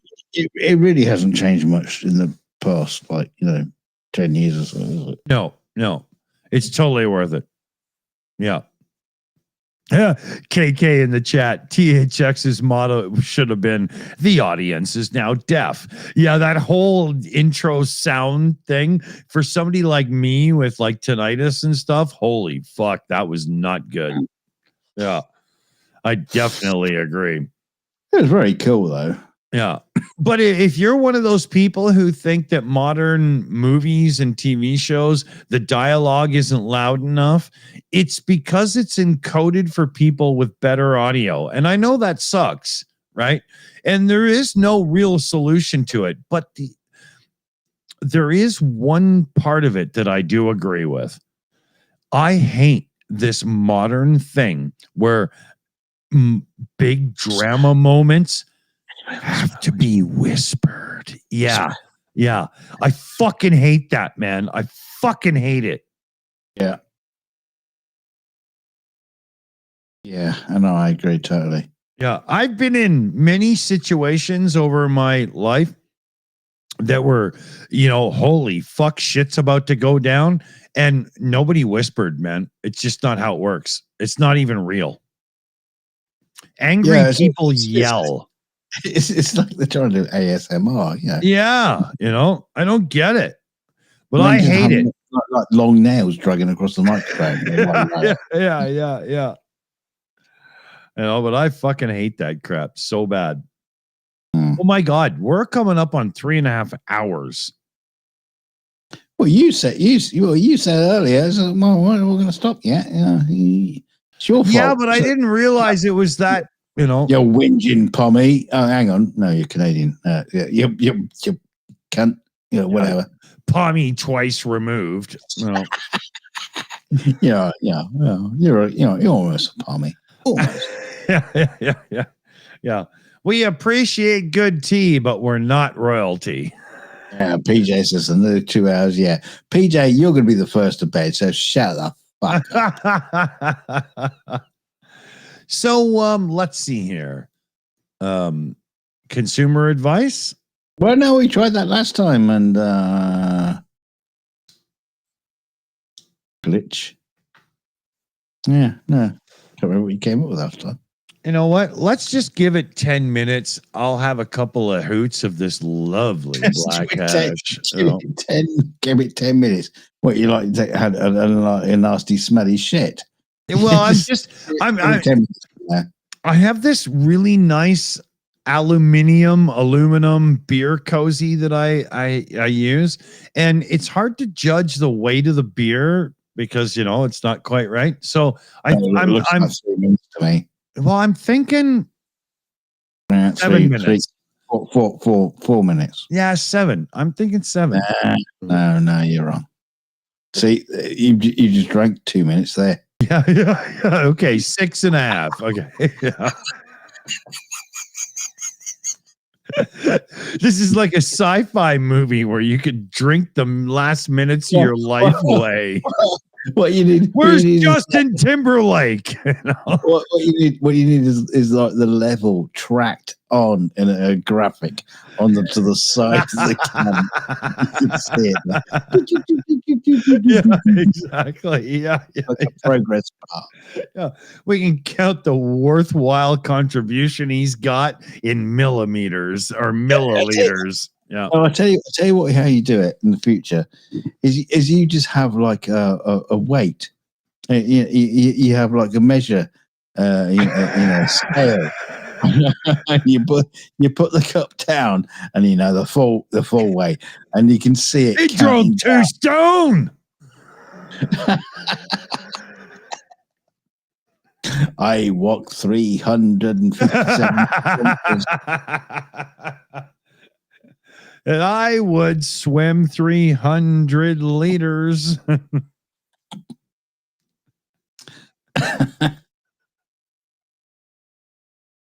Oh dear. Yeah. That's probably not the ending we needed. No. What is the ending we needed? Is it going to be a sing-song? Jump down, turn around, pick. No, we're not doing that one. I'm trying to think of the most racist song that I can think of, but none come to mind. That's probably a good thing. Yeah, it's useful. Yeah, to keep us on the channel. Chevy Chase used that jump down, turn around joke in the first Fletch movie. And that was in the 80s. I remember watching it and I was like, holy fuck, I can't believe you even said that. And he said it to the black groundskeeper. It was really bad. Is it? Why? I must be missing something about the song. The part I didn't sing, it ends with pick a bale of cotton. Oh, I see. Okay. Yeah. I was taught to sing that as a North American child of the 1970s in kindergarten. Well, we were all taught parables, stories, songs, nursery rhymes, which were totally inappropriate. And thankfully, I can't actually remember any of them. Yeah. If I did, I'd bring them up. But that's the way it was in the world back then. Yeah. Thankfully, the world has moved on a little bit. Not much, not enough. We're still fucking hateful, racist bastards all across the globe. Yeah, but that's the thing. I love some good old fashioned race, religion, and whatnot humor. I'm sorry, I do, but there's nothing wrong with it if it's not delivered with hate. I think everybody's got to just chill out a bit and let us make fun of each other with some good-hearted laughter, because there's nothing wrong with that. It is the hate thing that is the thing that just screws it all up. It's like, the Nazis. Oh, they had some good jokes. Oh, hang on a minute. Yeah. It all ended up in gas chambers. That's not a good joke. case in point, there was a time back in the early 90s. We had our jam space rocking, and we had some people over. We were playing music for them. Everybody's getting wasted. And the one guy says, "Hey, do you guys got a telephone line here? I got to make a call." This is the early 90s. We didn't have cell phones, right? And we were like, yeah, in the front closet there's a telephone line. I know it's a strange place, but there's a telephone in there. So the dude says to his buddy, "Holy shit, they just put me in the closet," right? And he fucks off to go to the phone. And his buddy says, "Yeah, he just put the gay guy in the closet." So when he came back, did we like, "Oh, I'm sorry" and stuff? No, we pointed it out as it was the most hilarious thing in the world, because nobody gives a shit that the guy's gay. It was just so fucking funny that we had to put him in the closet to make a phone call. Right? Yeah, as soon as we knew what would had happened, the whole place busted out laughing, right? And there was no hate. Everybody loved the moment, right? I mean, fuck, it's too bad, So, the world's got a little bit bitchy. Yeah. Remember when Karen was the offshoot of society? I kind of think she's nested and roosted at home, right? I do get worried about Kelly and her mental life, because she keeps telling me about all the stupid shit she keeps seeing on the internet and getting angry about it. It's like, just don't look. Yeah, you can't let it affect you that way. You just got to brush it off and move on, right? Yeah. And it kind of worries me. And in the same way she used to moan at me when I was used to talk about flat earthers and said, this stuff is fucking dangerous. These morons, this is the future of the world. We gotta curtail this now, because this is wrong, and these morons are just going to rule the world. Yeah. And she said, just leave it. Don't get involved. Yeah. But that's kind of like where we are now. Yeah. Because it's not just flat earthers. It's just morons out there who are shouting. From the hills. With all their ridiculous like conspiracies or whatever, and just like we're all sucked into it now. Yeah. And there's a lot of our popular media that are feeding into this, where you've got people that are allowed to say something and not allowed to say, where I'm going with that. But there's so many other cultural references where somebody can do, somebody cannot, and so on.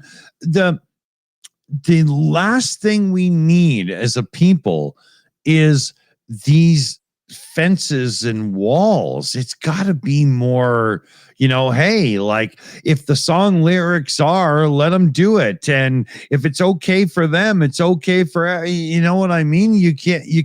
Well, certainly fences and walls in comedy. Especially in comedy, though. You have to be able to take the piss out of somebody for whatever reason. And if I make a joke about the Irish or the Spanish or whatever, I'm not making right. I'm not making a joke about you and your family. And as much as I will make the joke, please make it about me, right? I have no problem with it at all. It's just humor. Let's just relax. Right. Well, sometimes you are poking a finger at me, but fuck you. I'll eat it back. Yeah. Because it's all bullshit. It's just fun, right? Yeah. So no, the world needs more of that. Yeah. The world needs more laughs. less attitude. But it's true. You know, enjoy humor, enjoy life. Stop freaking out over bullshit. Yeah. Stop bombing and being a prick. Yeah, exactly. Yes. Especially you prick. No, you know who you are, you prick. Oh, okay. Yeah. Speaking of me. No, there's somebody out there and they're a prick. And they know fucking who they are. I need to eat because I've had way too many beer. Thanks for joining us, everybody. Huge thanks to our team who, you know, are thanklessly working so hard in the background to make everything awesome. Yeah. Dick has to go out and get some cock. He needs to eat. Yeah. Till next time. Yes. I need myself some rooster. Kentucky Fried Cock. with a nice coating. See, this is why I'm so glad I don't live where you do. I don't know what. All those secret seasons.